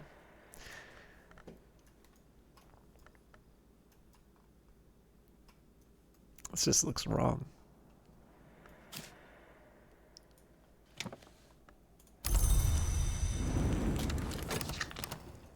There's your Lovecraftian element. Oh, it's scale too. Probably should have known that, seeing as it's fish, but... Night has fallen, dawn will come soon. So we didn't actually talk at all with Mr. Kill, but that's fine. He finally got a break. I think my original plan with the health was actually going to be to drop the water again, so that's my bad, but that's also fine. I mean, we've made more than enough money that I'm not too worried about how this all works in the end. And I guess we kind of used up all the eggs, but we are at least up the ingredients, so I don't feel too bad about how we spent the day. Alright, a full belly makes a helpful friend. This beastie is now inclined to cooperate. So, I'm going to have a little bit of a dilemma when it comes to using my health. Because I would like to do a Salon, and Salon requires ink, so it would make sense for me to use the weaving and knot working to make some more Peribiot. On the other hand, actually, you know what? I don't need to worry about that. Technically, I just need to use something that will allow me to put the kitchen bowls together, at which point I can use ink. So, for instance, if I wanted to make the ink, I could go to the reading room desk, which will allow me to put health so that I can add weaving and not working, and then I can add any old tool that I want, and then at that point I can use core, health, Fost, Whist, Trist, and then Sky is only available in Fost. But given the fact that I have a lot of Whist, this is actually a nice way that I can turn Whist into ink, which means I don't need to worry so much about not stocking up on vegetables. I'm probably going to do it that way, but we'll see. I think this is a good place to end. So for those of you, I mean, obviously, if the chat about the books that I like didn't work for you, you're probably not here at this point. If you did stick through it and you didn't care for it, thank you for that. But I generally assume if I kind of get into that mode, I think some people just tune out, which is completely understandable. But for those of you that have stuck with me to the end, thank you for doing that. I've actually streamed longer than I was planning, and I'm going to pay for it at work tomorrow. But I think this was, for me at least, time well spent. And I appreciate you all taking the time to spend it with me. I'm going to save. I cannot believe we're already in October.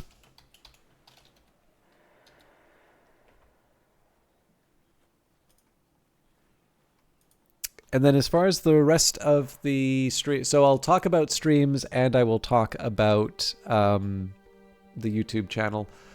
So for those of you wondering about the YouTube channel, I didn't do a good job of articulating what the plan would be after the series. Obviously, that series finished exactly when House of Light was released.